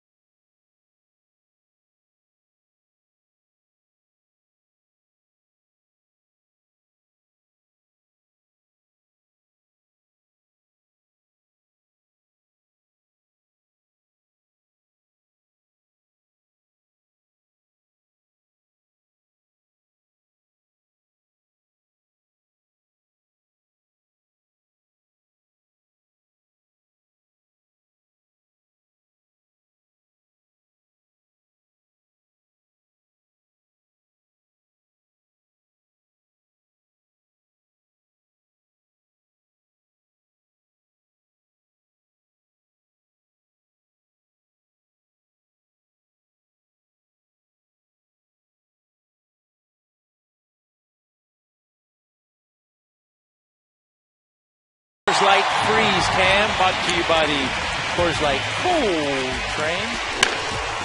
Leading off the third inning, Shane Victorino with a fly ball to right field. Jason Hayward's crashing into the wall, makes a great play. Denies Victorino what surely would have been at least a double and probably a triple leading off the inning. And that was the Coors Light Freeze Cam, brought to you by Frost Brewed Coors Light. Big cheer for Sergeant First Class James Krieger from Augusta, Georgia, a hometown hero. One of the best things the Braves have done all year is salute the fine men and women of our military on our afternoon games and especially on our home Sundays. And even Bobby Cox with a big round of applause for Sergeant Krieger, who's back home here at Turner Field. A 7-2 score in favor of the Braves. We'll have the top of the order coming up. And let's revisit our AT&T U-verse trivia question. A tough one for the final game of the regular season. What managers won the most career games against Bobby Cox teams? I'm going to go Tony La Russa. Well, how about Tommy Lasorda? All those years out west with the Good Braves call. Western Division. I was going to say La Russa, too. And he finishes with a flourish. Somebody was in your ear. No. I just was thinking Italian. We can hear the heartbreak all the way up in the booth, too. Just dashed Gretchen Caney's hopes. With the correct answer to the trivia question. Greg Dobbs into play third. J.C. Romero to pitch. And Omar Infante 1 for 3 with a triple and 2 RBIs, the batter.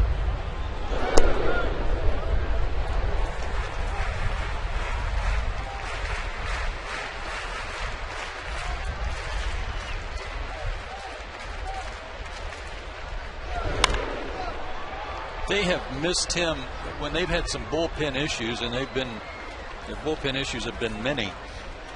But they need a left-handed guy to come out and shut down some left-handed hitters for them. They depend so heavily on Madsen and Lidge. They're both right-handers, but as good as this guy was a couple of years ago, his arm injury really slowed him down. Up the middle. Nice play at second. Long throw, but it pulled Howard off the bag, and Infante an infield hit. Get some more.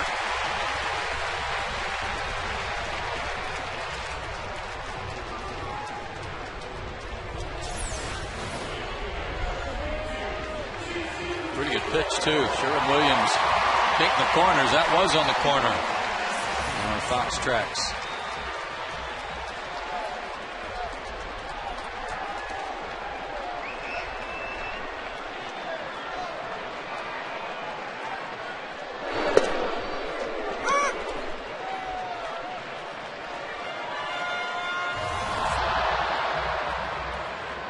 Big crowd. That record crowd yesterday didn't have much to yell about after the ceremony.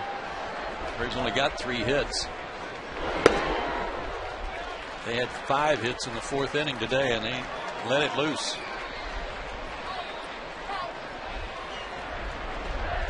And a Braves win today gives them a great chance to play postseason baseball. At the very least, it gives them a chance to play tomorrow in a potential tiebreaker game, or a tiebreaker game Tuesday. We're hoping that none of that has to come to pass. And None of that talk. Giants can knock off the Padres, and Atlanta can head west to start their playoff run.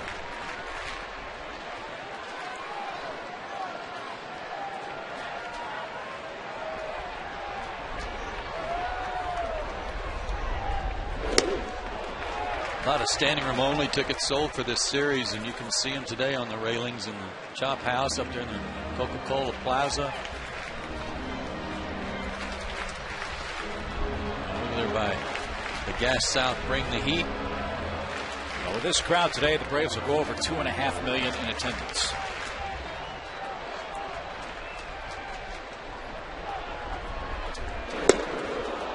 And to be honest with you, they've had a crummy home schedule. With respect to, Chicago Cubs are always a big draw. They were the first 3 games of the season. the Mets and Phillies within your division, arch rivals. This is the only weekend series, I believe, all year long with either one of those two teams. And I think the Marlins were another one. Braves only had 2 Eastern Division foes into town on the weekend. But despite that, the Braves 30 games over 500 at home and in good shape to make it 56-25 if they can finish off the Phillies today. Derek Lee coming to the plate. Time for our air train. How far did it fly? Home run?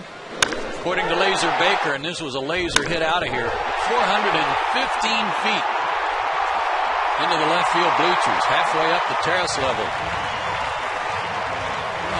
Something different about Derek today. I'm not sure that he did it yesterday in the evening game. It started at 4 o'clock. But he's not wearing any shades to hit today. I want to be seeing the ball a little better. I'm going to say that he is seeing the ball better based on his numbers lately. That home run gave Derek a 5-game hitting streak. It was his 3rd as a Brave. Now he's got 2 more runners aboard with nobody out. Rich Doobie out for a quick conversation with Romero. Add on. Just want to see guys keep pitching them middle, in, and down. Yes.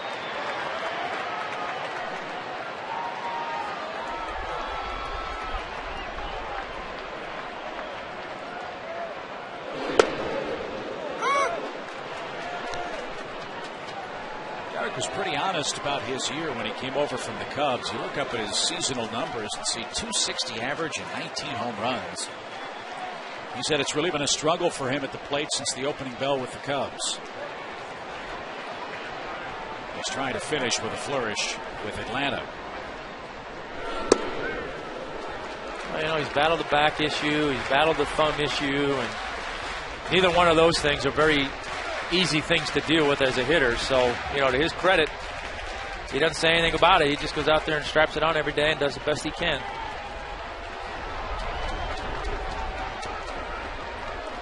Time called there because on his backswing he clipped Brian Schneider's glove.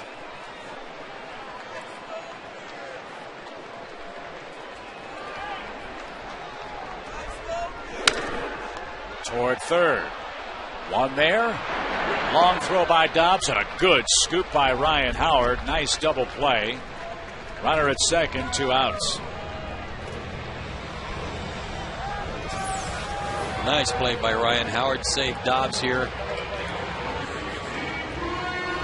Seems like every time the third baseman goes to the bag like that and plants, he throws low to first because he just doesn't have enough on it after having his momentum go a little bit toward the foul line. But a nice play by Ryan Howard. Brian McCann with a 5th inning hit. He's 1 for 3.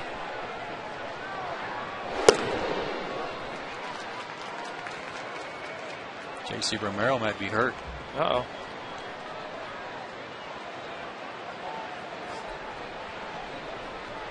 This would not be a good thing for the Phillies. And the last thing Charlie Manuel wants to see is someone in a shaky relief corps get hurt.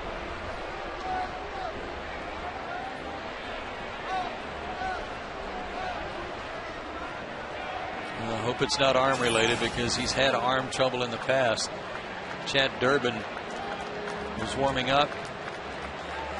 Some kind of hop there. I don't think if his arm was hurting, he'd use his left arm to wave. So J.C. Romero leaves the game with injury. 7-2 Braves in front.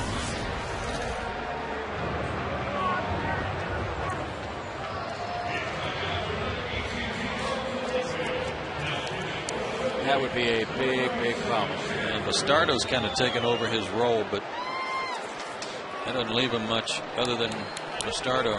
Zagurski. Yeah.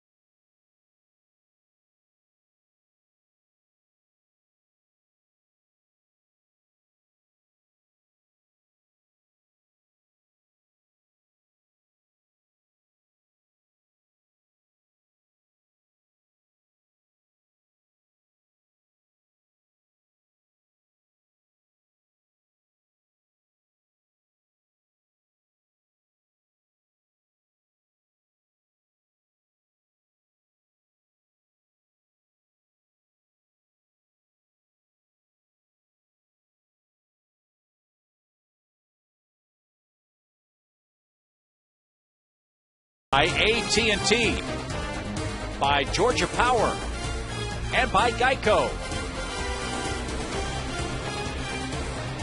Joe, Tom, and Chip back with you on a beautiful day in Atlanta.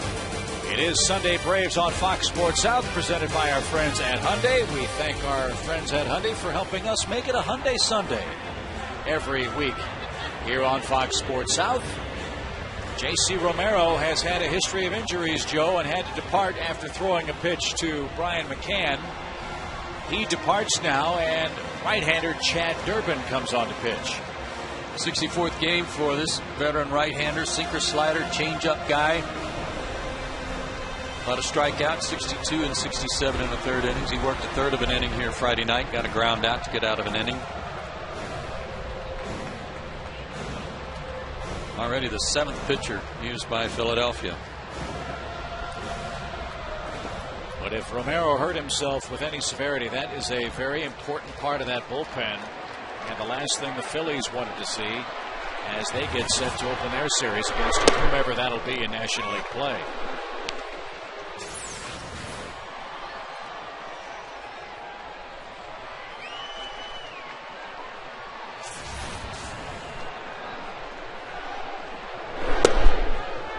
Keep in mind, too, as you look at the score and see the Braves leading 7-2, Tim Hudson's throwing a one-hitter.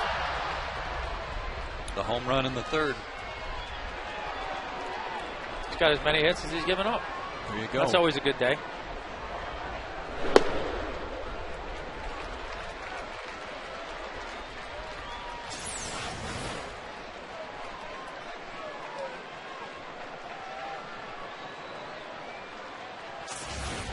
Close, but just missed.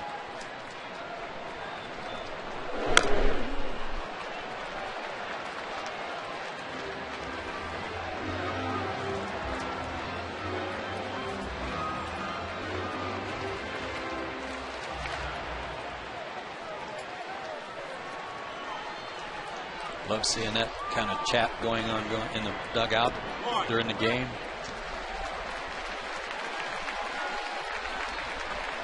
Did you like being talked to while you were pitching, or would you rather be left alone? As long as I was winning 7-2, I didn't mind at all. Yeah. McCann will take a walk.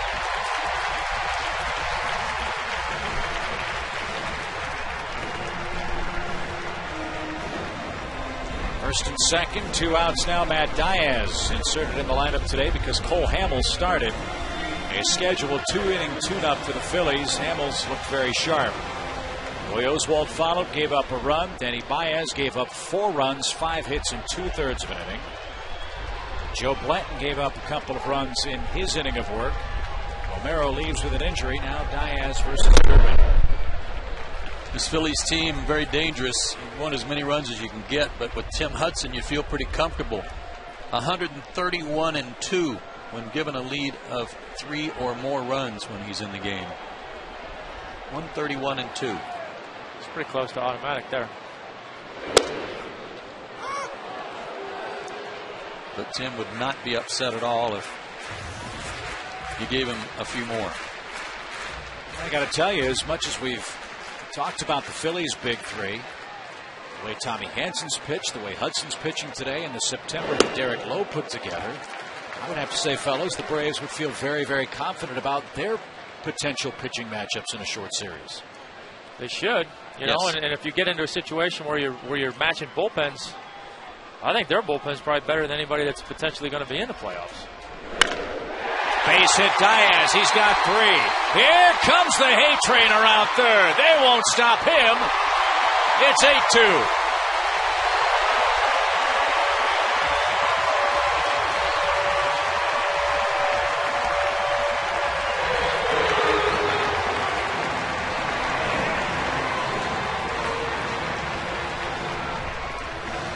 Solid hit for Matt, who's got 3 hits today.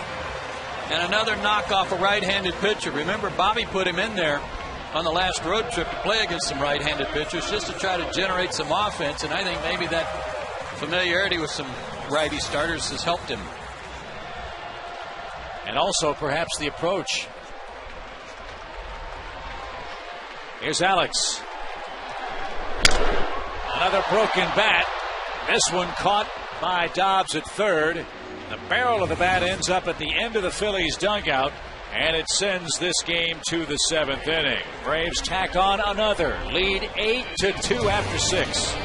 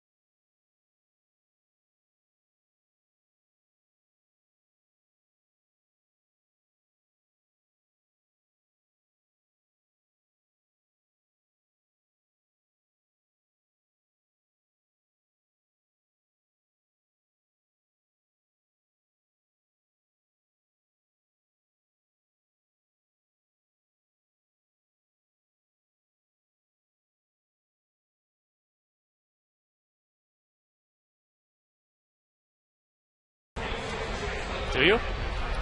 I mean, your hometown team. Oh, my hometown team, yeah. The Thrashers are now my hometown team. My childhood team was the Bruins, so I root for either one of those guys. He takes a strike. What's the name of Peyton and Mason's teams? The Atlanta Fire. Wow. Yeah. Sounds imposing, right? Fire on ice. Yeah.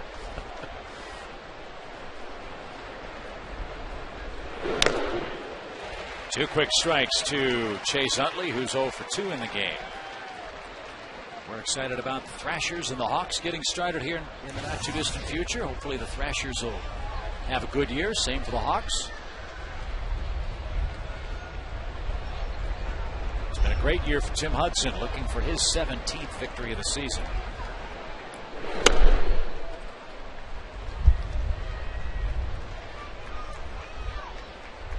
He's hit a batter today, and that was right before the pinch hit homer, but he hasn't walked anybody.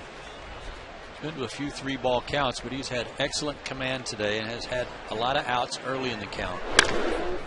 Line drive to center.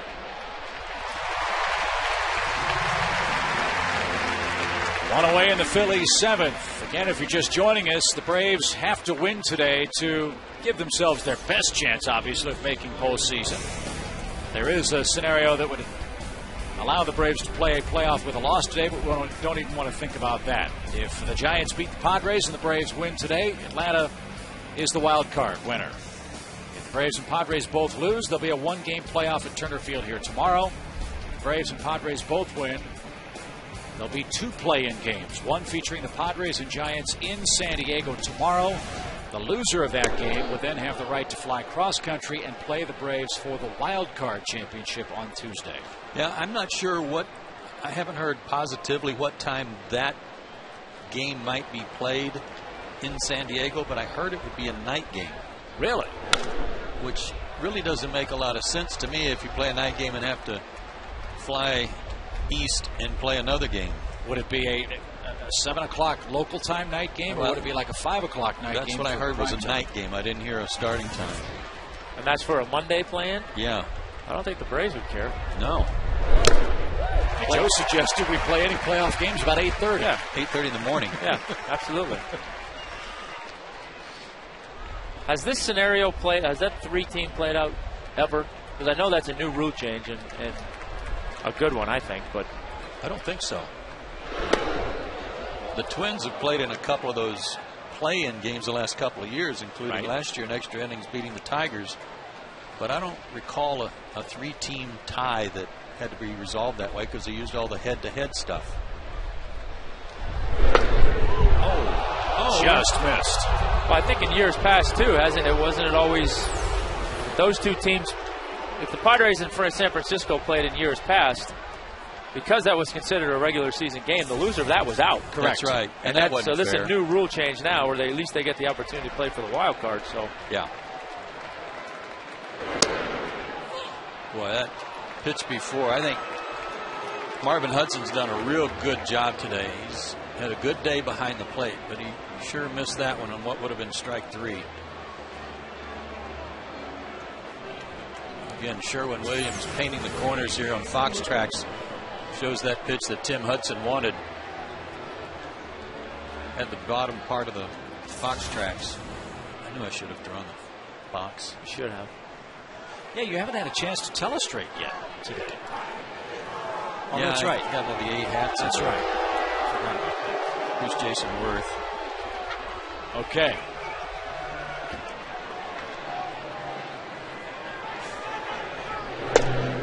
There's the strike.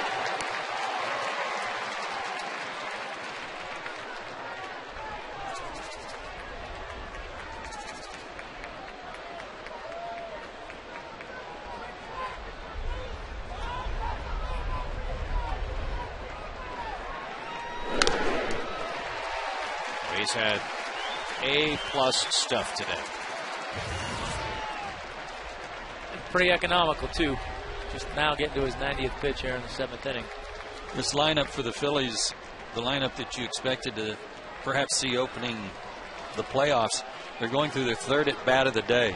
And you just wonder if, at the end of this run through the lineup, if that'll be it for them. I'm surprised Ryan Howard's still running the bases. We saw times in that Phillies series on the road at Citizens Bank. They were in their 3rd time through the lineup in the 4th inning or so. Yeah. Well, and Charlie, I respect Charlie Manuel and what he said coming into this series. He said, hey, we will have a team on the field capable of beating the Atlanta Braves every night. Because he doesn't want to just throw the gloves out there. Worth drives that ball left center. It's very well hit. And it's going to creep over the fence for a home run. And now Tim Hudson asking Marvin Hudson about the pitch to Ryan Howard. That cost him a base runner, and Worth hits the 2nd Phillies homer of the game.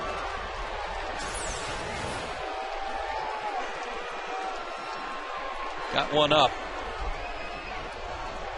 And Worth, a good fastball hitter, likes the ball out away from him a little bit. It was enough away from him. I didn't think that ball was going to get out, though. Thought the wind might hold it up. Yeah, especially out there in the gap in this wind. So now it's an 8-4 score, and activity begins in the Braves bullpen with left-hander Johnny Venters beginning to loosen up. Never have enough runs against this team. Phillies have 4 runs on 2 hits.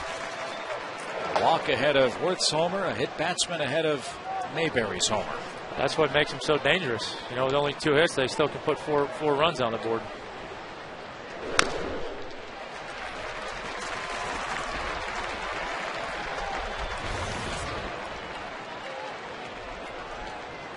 Yeah, I think looking at the potential playoff teams, there's every team can make an argument for their pitching because there's some darn good pitching that's going into this postseason. Yes. But nobody can match this lineup offensively, and that's to me the biggest factor. Couldn't agree more. You're talking about the Braves bullpen and how good it is, and the Padres have a bullpen that's been equal to that all year long, in my opinion, anchored by Heath Bell. But in terms of starting pitching, man, it is solid for every contending team.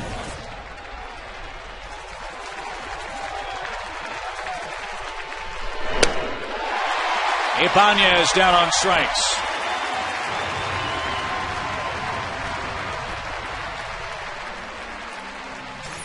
Ibanez a good fastball hitter, and he got a steady diet of breaking ball, sliders, cutters, and there was one in a perfect spot on Fox Tracks. And down in the zone. That's a tough pitch to do anything with, even if he does make contact with it.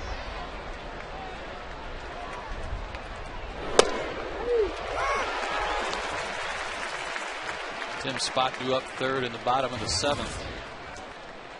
Not yet to 100 pitches. Braves bullpen's been used a lot lately.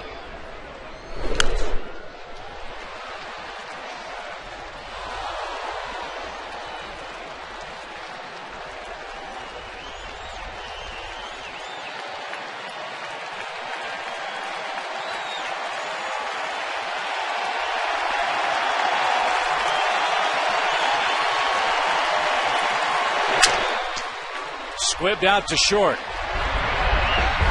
And Tim Hudson is out of the 7th inning. Braves 8, Phillies 4. Time to stretch.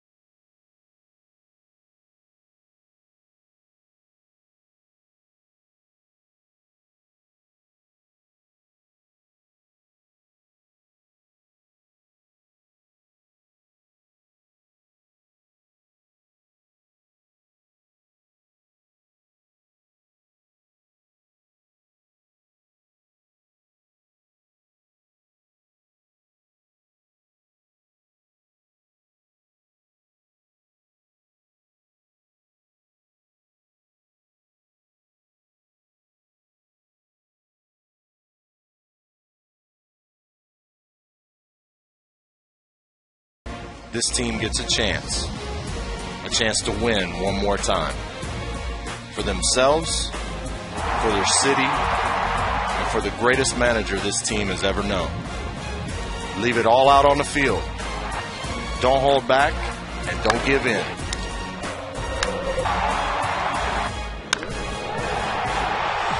Just win. Nice job by Chipper Jones on our tease before the ball game this afternoon in Atlanta, and his teammates are heeding his advice. They're winning the ball game by an 8-4 score. Braves coming up now in the bottom of the 7th inning, and Chipper is the subject of our Geico quote of the day. He said about today's game, 1 win today, and everything that has happened. The 9-game losing streak in April, the struggles here in September can be wiped away. Now you can get your 2nd win, and anything can happen. And you certainly know all about 2nd wins, especially in the postseason. No, I mean, that's all you're trying to do is give yourself the opportunity to get in. And look, we lived through it, with 14 divisional championships here and only 1 World Series. That speaks volumes to the fact that anything can happen. And you've heard Bobby say it so many times that you get into a postseason and it's a crapshoot. You don't know. So as much as the Phillies or the Yankees or anybody else might be being picked by everybody to win, you don't know. That's why you go out there and play your game. And you hear that cliche all the time, but it's true. Anything can happen when you get into the postseason. So all you got to do is get the chance. The Braves' fate won't be decided simply at the end of this ball game, because now the fellas are going to have to sit back, assuming they finish this game in the win column, and wait and see what happens in the Western time zone. Which is fun, too. I mean, it can make for a fun day. Look, we did it, in 91, we won the last game of the year, and we sat on the mound and watched the end of the Dodgers game. And then I think in 93, we had a another time where we went down to the last game of the year and we sat in the clubhouse and watched another game. I think it was the Dodgers and the Giants finish out to see what we were doing. So, that can be a very fun environment as well for the players. But bottom line is they're taking care of their business today, and now they're putting the pressure on the other guys out west. That's great. And I don't think anybody in that Braves clubhouse would mind sitting around waiting and lingering on the last regular season day for Bobby Cox as the Atlanta skipper, barring a playoff game. Absolutely not. And still some work to be done. Braves lead is 4. More defensive changes, as you guys predicted, with Atlanta leading by a 4-run score. Valdez at second, Gload at first. And Brooks Conrad in the batter's box. Yeah, to finish my point about that a minute ago, Chip, was that I think Charlie Manuel has played this straight up all the way through this series up to this point. But trailing 8-4, he has every right to get some of his position players out of there and avoid any chance of injury leading into the postseason. He's already had a pitcher get hurt. Yeah. Yeah, I don't think, there's always that concern at this time of the year that somebody's not putting a team out there and it's unfair to somebody else. You can't accuse Charlie of that in any way, shape, or form. The only uncertainty coming in was who was going to pitch, and the guys who pitched yesterday and Friday night pitched pretty darn well, so you can't argue with that.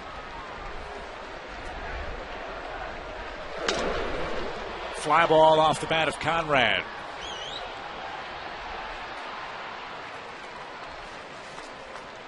And one away for center fielder Rick Ankiel. Time for a money and energy-saving bright idea from Georgia Power. Have your heating or cooling professionally checked to make sure it's operating properly. Go to GeorgiaPower.com for more energy-saving tips. Georgia Power is a Southern company. And a good way to find a professional person to check it for you is to check out the Home Fix-It show. Dave from Conyers. Dave from Conyers. My air conditioning's not working. What should I do? Call an air conditioning man. How hard can it be? That's major league analysis right there, fellas. 1 ball, 1 strike.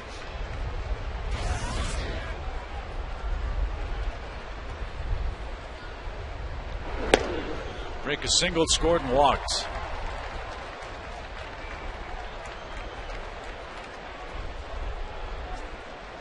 Got the Braves' first hit of the day and scored their first run.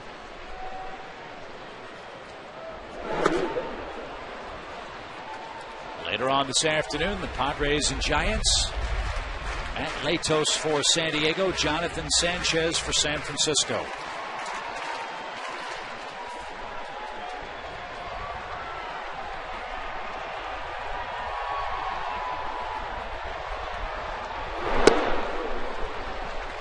Full count.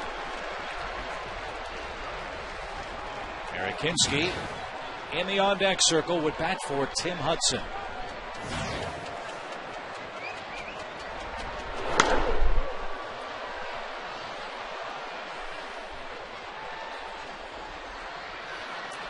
We talked at the beginning of the game about these different scenarios and how even with the loss, the Braves still have a chance to get into the playoffs or into the play-in games provided the Giants beat the Padres. Well, the Padres are not going to have that luxury. If Atlanta wins, goes on to finish this game and wins, then the Padres have to win. And they're sending a struggling pitcher in Matt Latos, who's lost his last 4 games, has allowed 18 earned runs in his last 16 innings pitched. Winning record against the Giants this year. He's beaten them 2 out of 3. Jonathan Sanchez, who, as you said, can throw a no-hitter or walk the ballpark, has allowed 5 earned runs in his last 6 starts, but hasn't beaten San Diego despite an earned run average under 3 runs a game this year. Well, how about the struggles of Barry Zito lately? Walked in 2 in the first inning yesterday. Came out early. Fans were booing him. Man, oh man. Insky on a check swing is called for a strike. And Ankiel steals a bag.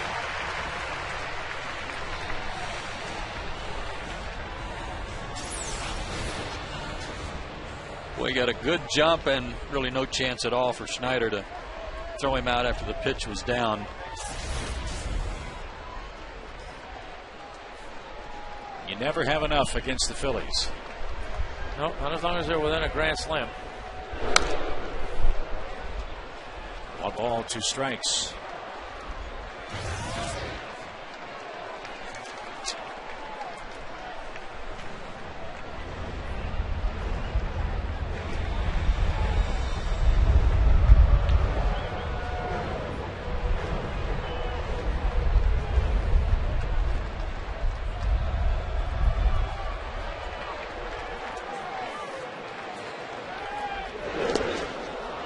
Eric swung and missed a breaking ball and is retired for the second out.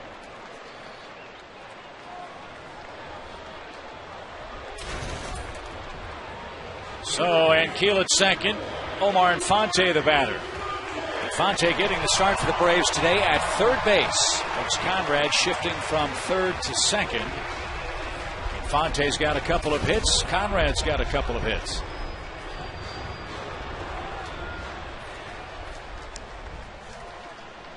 We understand the word on J.C. Romero's injury. It was not arm related, lower back soreness. Good. I hope his arm's okay. He's already been through 1 elbow surgery. Didn't look arm related. Again, when he was waving that he couldn't go on. If your arm's hurt, you're not going to see a guy really waving his arm around a lot.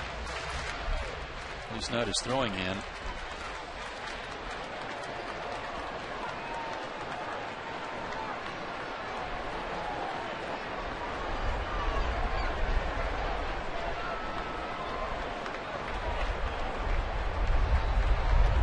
Omar's batting average has taken a hit lately too, like a bunch of other guys, but good to see him with 2 knocks today, including that big triple in the 4th. He's up to 321 for the year.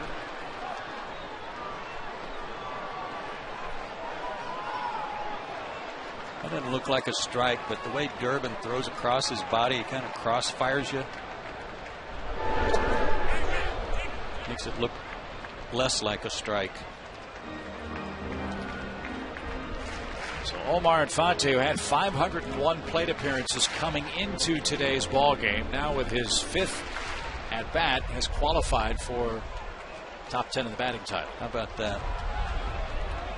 But he's a few points off now, isn't he? 321 now. He's 2 points behind Votto for second. Carlos Gonzalez at 336. So Omar will probably finish third in the batting race. Martin Prado at 307, also in the top 10 for Atlanta. Not bad for 2 guys who can't play every day. Right. Down the right field line.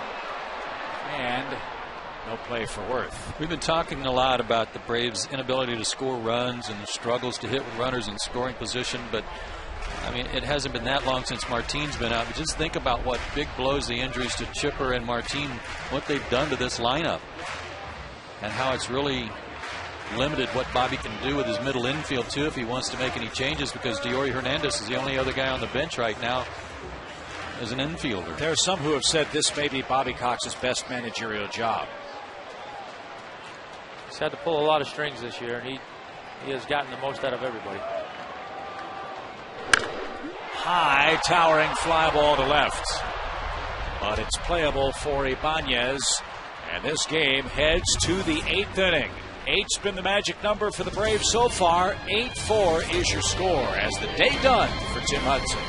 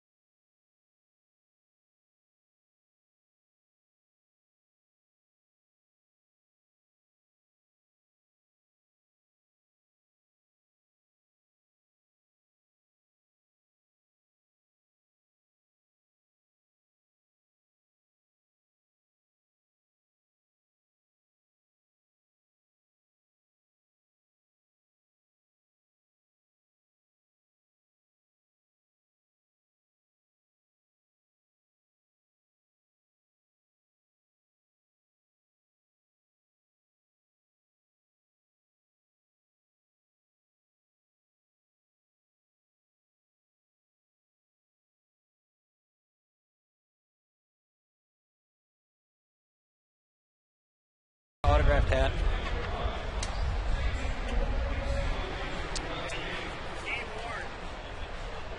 I think he won the North Carolina Canopy Tour, whatever that is.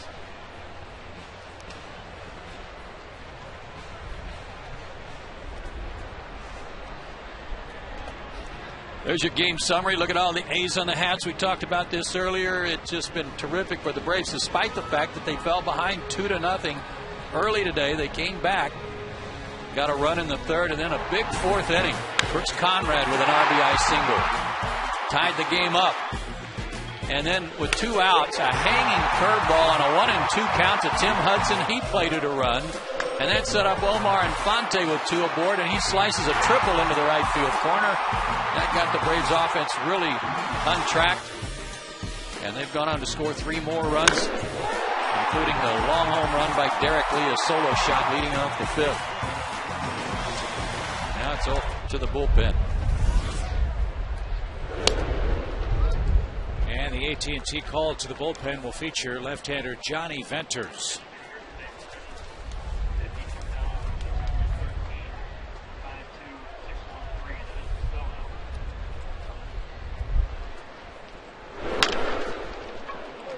Oh, that one ate Brooksy alive, but he hung with it. Wow. That ball was smoked. Like I've been telling you, Chip, if there's an in-between hop, when in doubt, just jump. Jump. There you go. Nice play.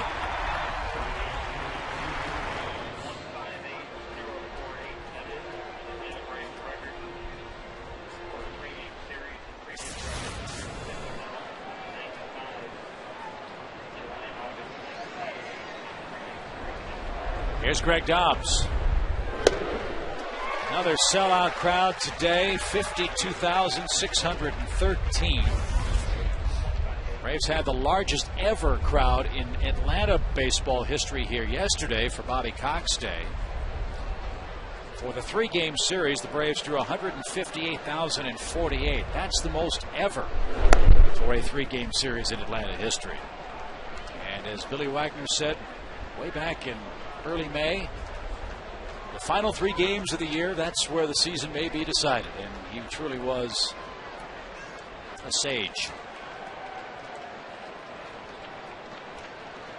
Now we'll see if we can get some help from the Giants and put all the speculation to bed and get into postseason play for the first time since 2005.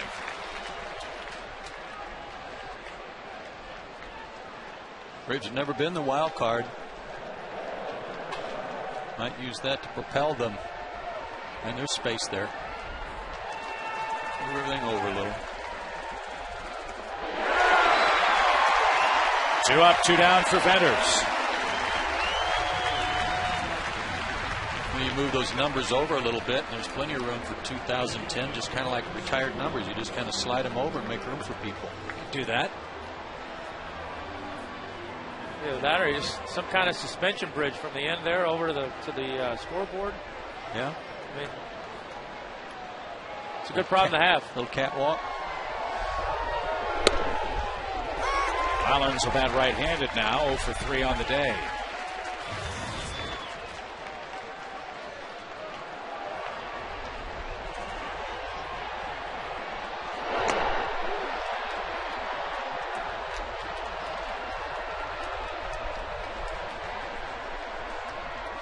Pitcher spot due up next, and Mike Sweeney is due up. He would hit next.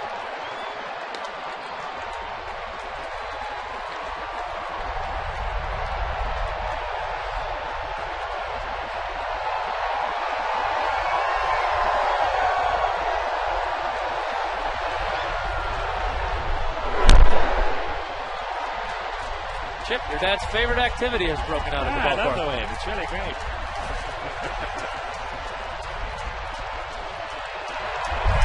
As he used to say, we found something permanent wave. It's broken out.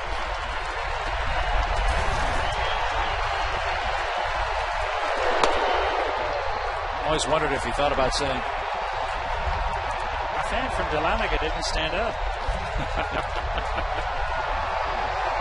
Well, That's far enough here on Rollins. They can swing the bat. He did. Better that than a walk.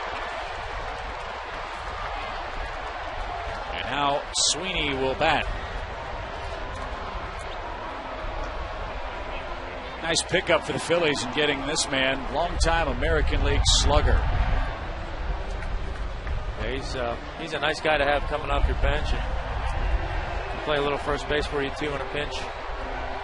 Brian Bocock will come on and pinch run for Rollins with Sweeney in the batter's box. Braves have Craig Kimbrell in the bullpen and Wagner.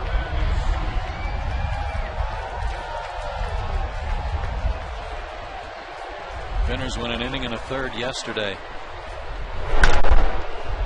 Under the glove of Infante at third. Bocock around 2/3. And the Phillies now have him at the corners with 2 out.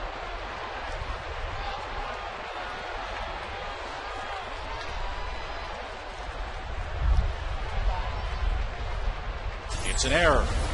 Second error of the game, and this one right through the wickets. Ball stayed down, and Omar thought it was going to come up. It didn't.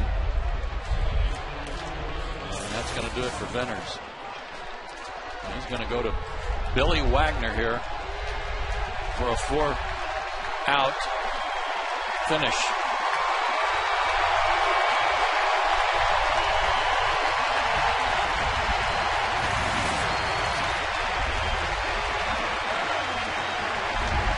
Johnny Venters departs. 8-4, Atlanta the lead.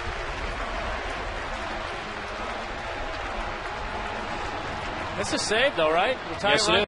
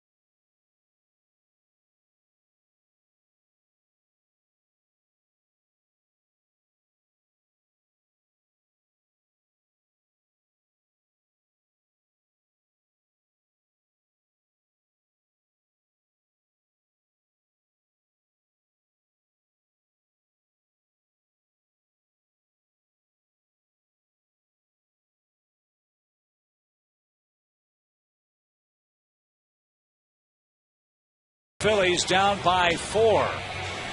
Again, the MLB playoffs get started next week, Wednesday and Thursday, and Big Fox will be your home for the National League Championship Series.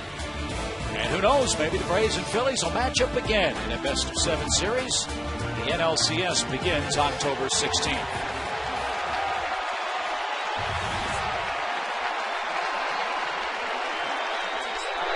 Wilson Valdez, the batter. As the AT&T call to the bullpen features Billy Wagner, this is a save situation.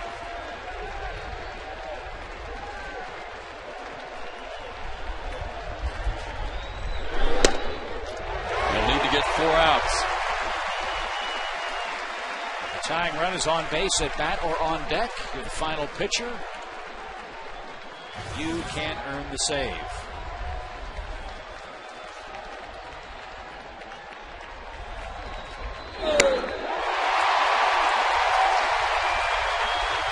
Billy will fall shy of John Franco's all-time record for left-handed relievers, but he'd love to save Bobby's final regular season game.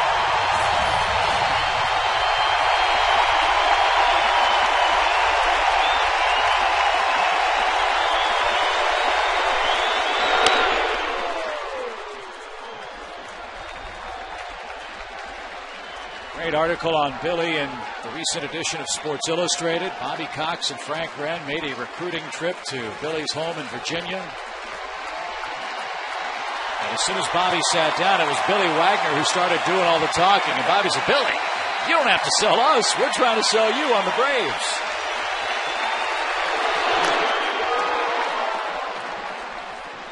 And for this 2010 season, it's been a match made in heaven. Yeah, he's been great. Been a good addition to this club in more ways than one, and fun to watch and fun to listen to when he does his interviews. Be nice to see him get this out, give the Braves a little cushion, because with those shadows coming, it's going to be tough hitting in that ninth inning.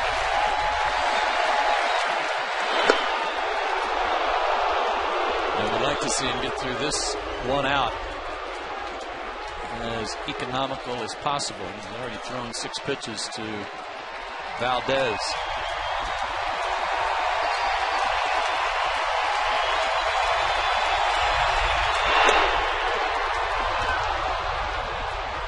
Ross Glode is the on-deck hitter for Philadelphia. 3 balls, 2 strikes. Bocock and Sweeney, the runners at the corners.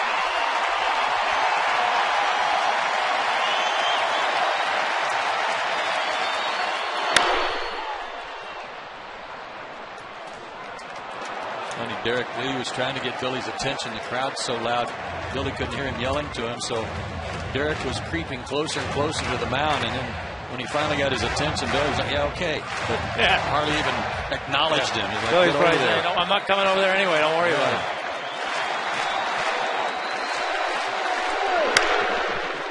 And it'll take at least 10 pitches to take care of Valdez, who may win the Unsung Hero of the Year award for the Phillies this year. Again, I know for fans that have watched these games with the Phillies in Philadelphia and here, you've heard me say that Charlie Manuel has said he's probably our MVP. Lined up the middle, and Valdez with a great at bat draws the Phillies a run closer. It's 8-5 now. And again, every time it seems the Braves make an error, the Phillies put up big numbers. Sweeney reached on E5. He stands at second. Valdez with an RBI hit and Glode the batter. It's just that this team, no matter who's coming up, you just don't dare give them 4 or 5 outs an inning. They put them to good use. And that'll be Ben Francisco instead of Glode. And this guy's tough out. Ball jumps off his bat.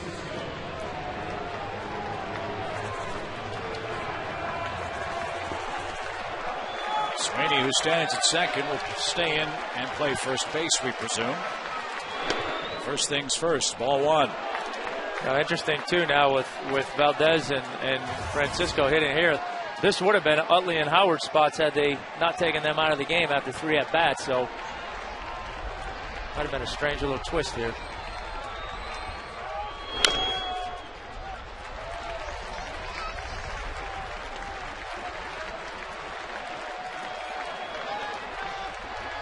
I know this guy will swing it. And you don't want to see Jason Worth come up this inning. Let him lead off the ninth.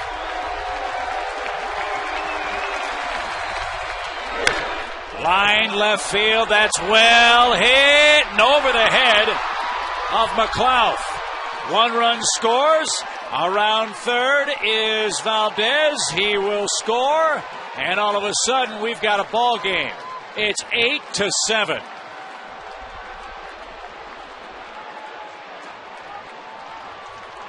It's hard to imagine that Utley or Howard could have done any more damage, Tommy. No, you're right. I mean, it took away the lefty-lefty matchups, which, you know, you're looking at it when it happens and you're thinking, oh, good, those 2 guys are out of the lineup. But,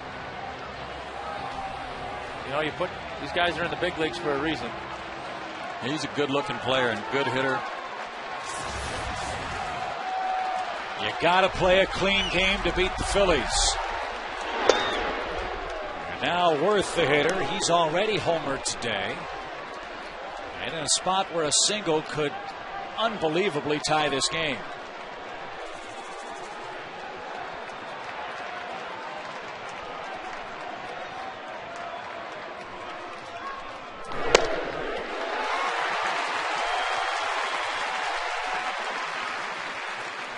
To your point, Joe, this adds to the uncertainty in the ninth inning as well, because Billy's up to 15 pitches now, and he's not accustomed to going in and sitting down and going back out. No. All this trouble coming after 2 are out. Mullins singled. Sweeney reached on the air. Valdez an RBI hit. Now Francisco an RBI double to left center.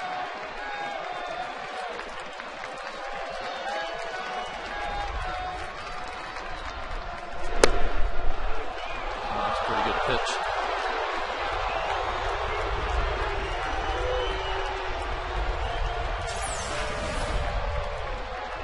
Braves will not take any more chances with Worth. They'll go after Raul Ibanez, who's had an incredibly impressive and destructive series at the plate.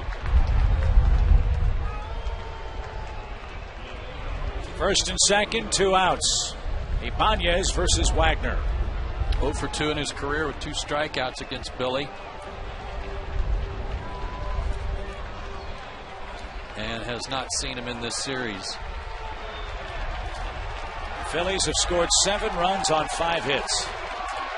And both runners go. McCann's throw to third is late. A double steal and a spot now where a single could put Philly in front.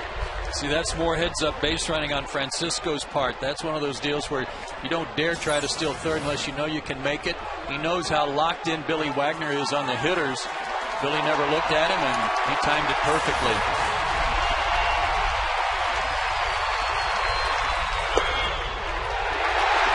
Oh, and 2. Ibanez is a real good fastball hitter. I don't think he's going to see a fastball. He hasn't seen many all series.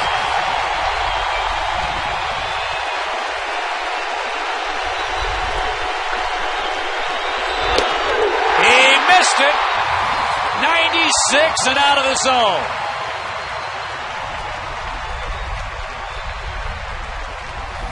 The Phillies pick up 3 runs. A big Atlanta error. Braves need some more. Now an 8-7 game.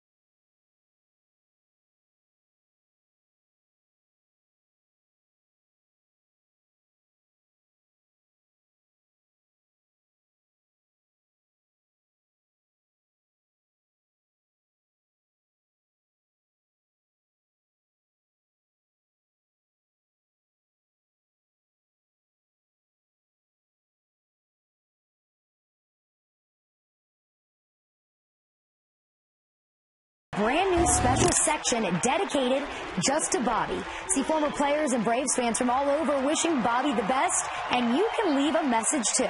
Just go online at foxsportssouth.com. Chip and Joe, back to you guys. It's an 8-7 game now. Billy Wagner threw a lot of pitches in the 8th. We'll see if he comes back out for the 9th inning. Defensively, the Phillies have Brian Bocock at shortstop. Mike Sweeney remains in the game to play first base. And an important inning for the Phillies closer, Brad Lidge. He'll work against Hayward, Lee, and Brian McCann. Final tune-up for Lidge, too.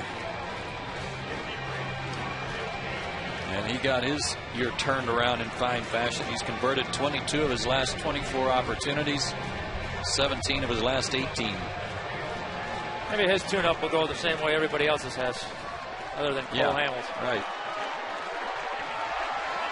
Yeah, Durbin, the only guy after his inning in the third that didn't give up a run since Cole Hamels. Braves were really impressed with the way Lidge threw the ball up in Philadelphia.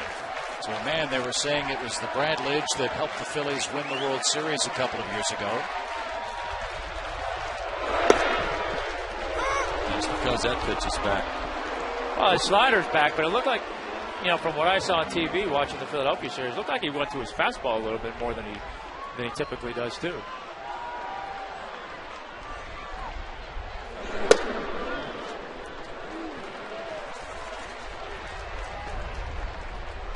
Brad asking for location on that pitch. It looked like it had the plate, maybe a little high to Jason.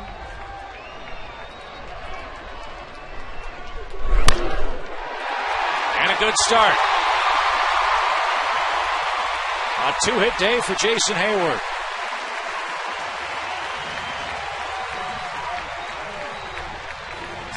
.144 hits in his rookie season. Something else too, Tommy, and that is we've seen closers come into games in non-safe situations in the past. Doesn't matter who you are or how good you are, and not have the same mental edge that you have in a safe situation. Yeah, and that, you know, I know it's hard for people at home to understand that, but there's a mentality you have in those situations. You know, and it's like, I don't know, like anything in life. If you're accustomed to a certain mentality, a certain adrenaline, a certain focus when you're doing things the way you're accustomed to doing it, and you're trying to do it when you don't have all those things, it's not as easy as just going out there and making pitches. And today, at least for the Phillies, that might have, as Hayward moves up on a ball in the dirt, heads up base running, aggressive base running.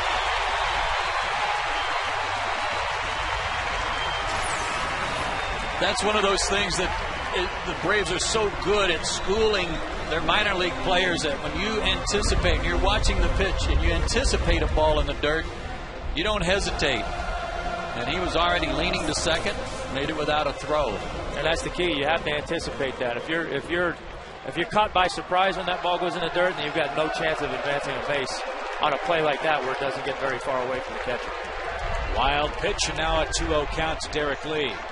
To finish your point, some Phillies have two starters come out of their bullpen today. Roy Oswalt and Joe Blanton, two unfamiliar roles for them. Both of them gave up runs.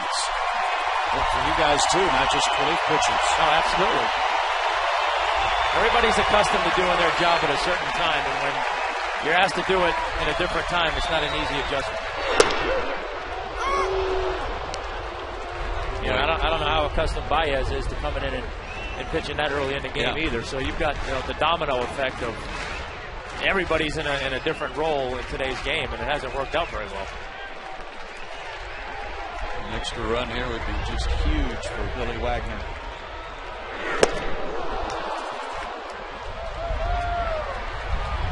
His slider, from when you're watching it from home, it may look like a curveball because it breaks more in a downward tilt, but it's what he calls a slider. That's the way he throws it.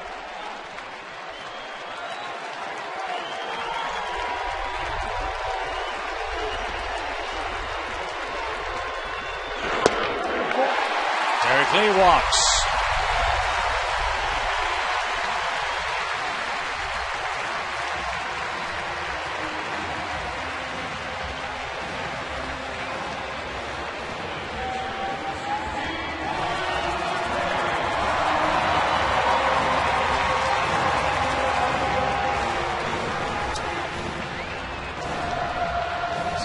Bobby lets Brian hack away here.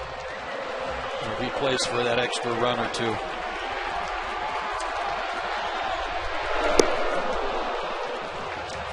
I like the or two part better than the a run part. Yeah. 3 for 6, a double, a homer, a walk.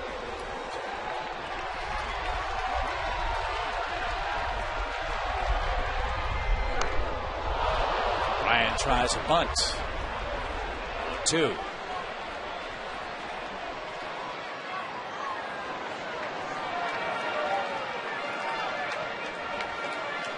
I wonder if he was doing that on his own.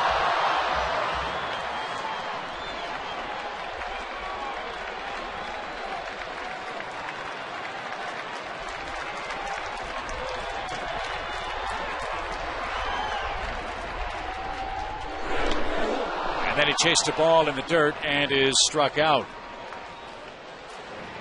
The reason I wonder if he's doing it on his own, because typically if you're going to bunt, you bunt early in the count to give yourself a couple of shots at it.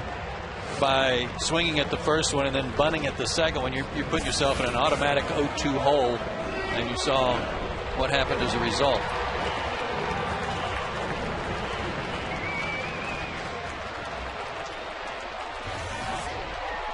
So Nate McLouth up there for the first time.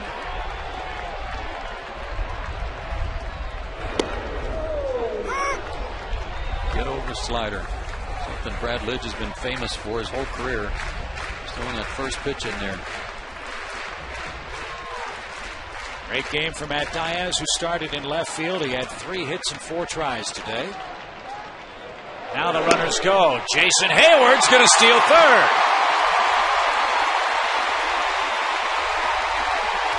Again, taking advantage of a closer who's more focused on the hitter.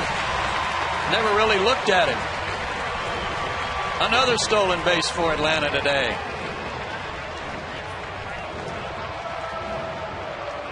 And that really will pick up Brian McCann here if McLouth can get him in.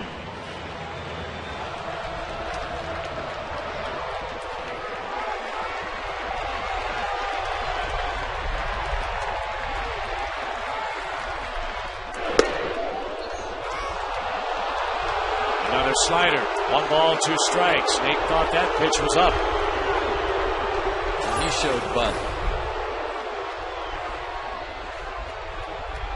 Box track says it was in the zone. Looked high from where Bobby was, certainly.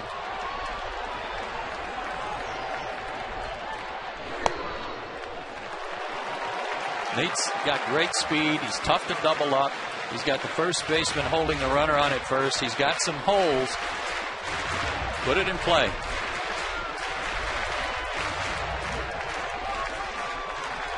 Shorten up your swing a little bit. Put it in play. Good cut.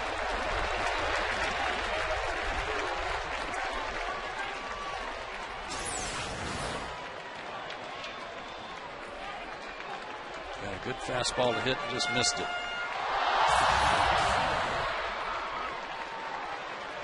Shadow now all the way across the batter's circle.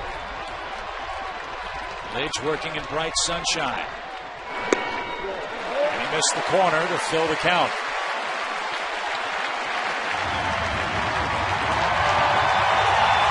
And the answer is no, I would not. I'm with you. Derek Lee, the runner. Nate strikes out too much. I would not send him.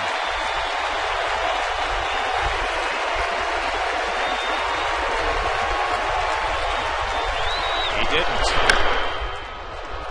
It's pulled foul, and the count stays 3-2.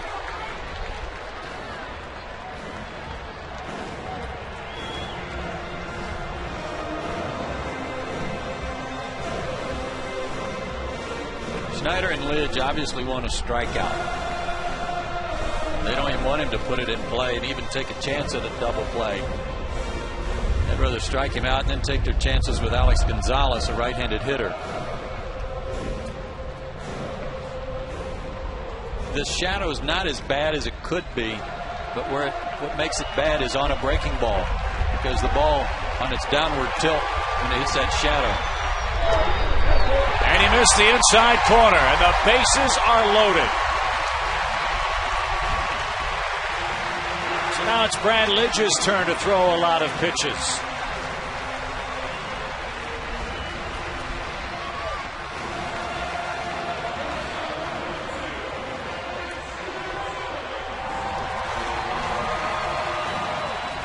Alex Gonzalez, the hitter, with a 1-for-4 day working. Never much luck against Lidge. 1 for 10, 4 strikeouts.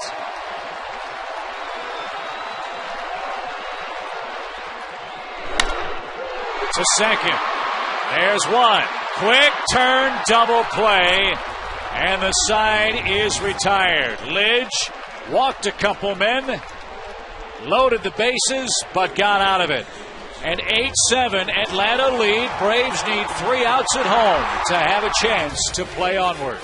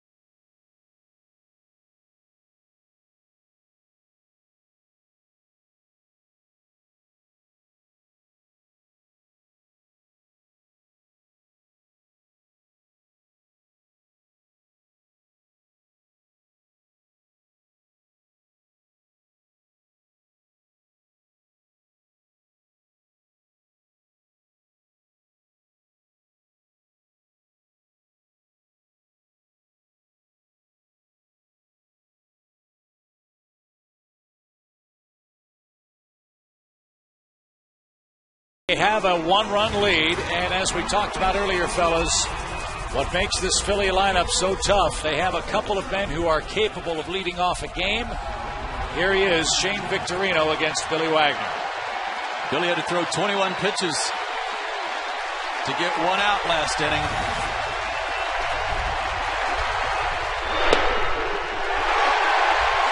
Billy said it would come down to the last series. Maybe the last game is going to come down to him in the last inning. Well, that's what they brought him in here for. Yep.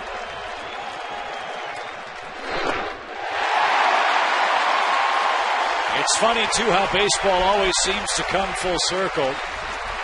The first win for Bobby Cox as a Major League manager was an 8-7 Braves win.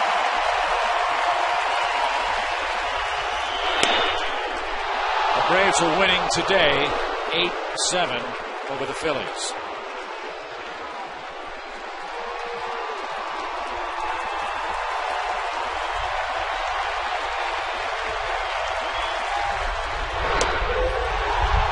That was close. Tough pitch to lay off. Yeah, and he usually goes after that anything down and in.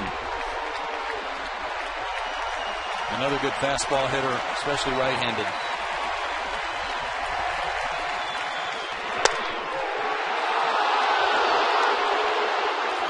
Don't want to walk him, obviously.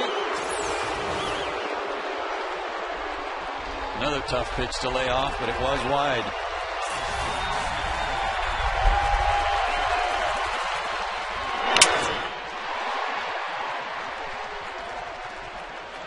Everybody in the lower bowl of the ballpark standing for the top of the ninth.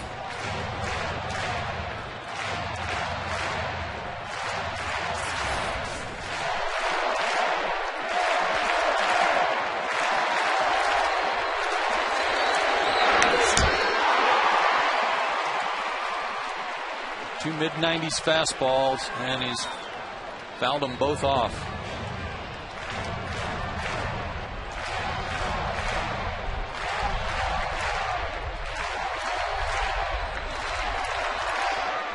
Slider.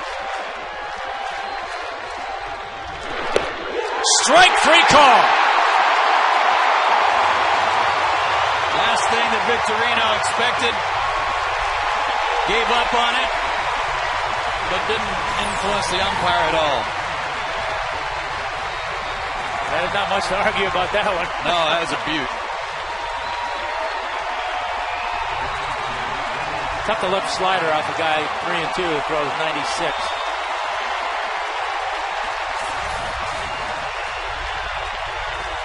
Here's Schneider.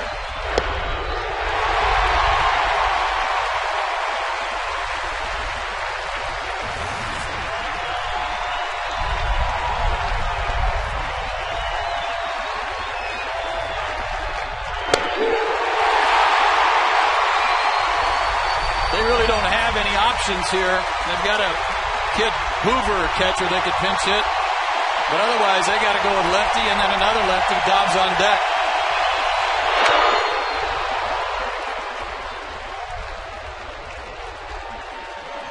Dominic Brown, but he's also a left-handed hitter. So advantage Billy Wagner.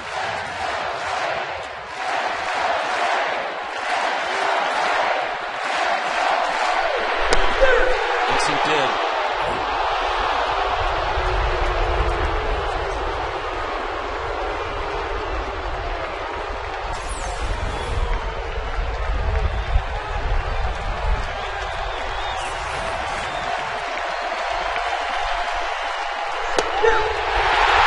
Have a seat, Brian. 2 out.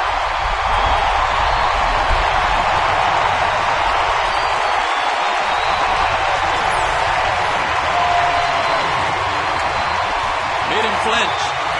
Threw the slider at him, and he knew he was toast there.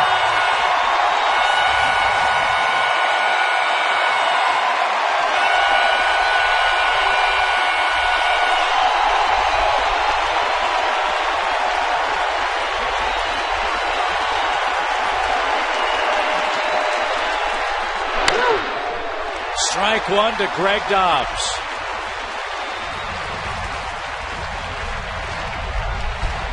April 10th, 1978, that man won his first big league game as the Braves skipper. He beat the Padres.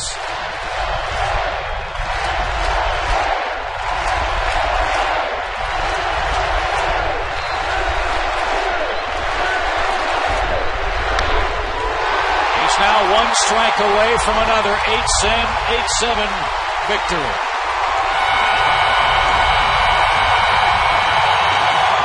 He's 1 strike away from playing at least one more game, managing one more game, too.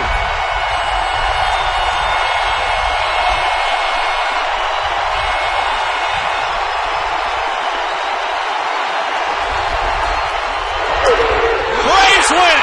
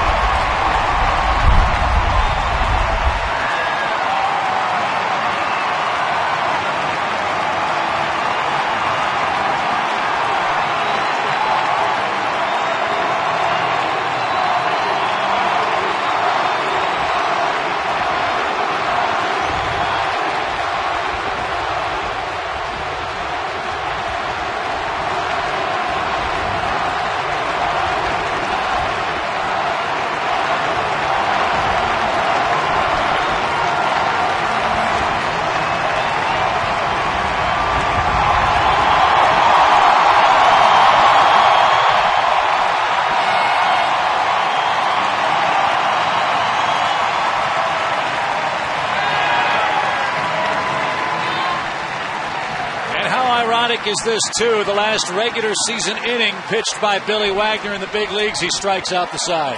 Well, you know, he came in that, like we're talking about all day today, of unfamiliar situations. You know, he came in that 8th inning with a 4-run lead and, you know, not something he's accustomed to, but he created a little bit of drama for himself there going out in the 9th, and boy, did he feed off it. That's as good as I've seen him throw all year. What a day for the Braves. They will live on and play another day. Whether it's Monday or Tuesday or Thursday, we don't know. But a lot of heroes today at Turner Field in Atlanta, and one of them is standing by with Jerome Jurinovich. Thank you, fellas. Brooks, it took all the way to Sunday, 162 games, but you live on to keep playing. How good does that feel? It feels great. I mean, what a crazy sport. I mean, 162 games, and it comes down to this one, and we still got to hold on here, but this is crazy. Last 3-4 days are whirlwind for us, and today we're just super excited. Excited by the way we came out and played today after a couple tough losses there in a row. So, that's our team, and we stuck with it and got the win today. How about for you personally? A couple of rough days here on Friday and Saturday. Bobby moved you to second. You come up with a couple of clutch RBI singles today. How do you feel personally about your effort? I feel great. Obviously, complete turnaround from the last 2 days. I was feeling bad out there, not confident, and come out today and get over at second base and feel a lot more confident over there. And so I was a lot more happy today and glad to come through for him. All right, Padres or Giants, or does it even matter? We just want to be there, and we're going to go out and watch these games and see what happens. But we'll see what happens. Congratulations, bud. Thank you. All right, that's Brooks Conrad. Back up to you, Chip and Joe. All right, Jerome, thank you very much, and congrats.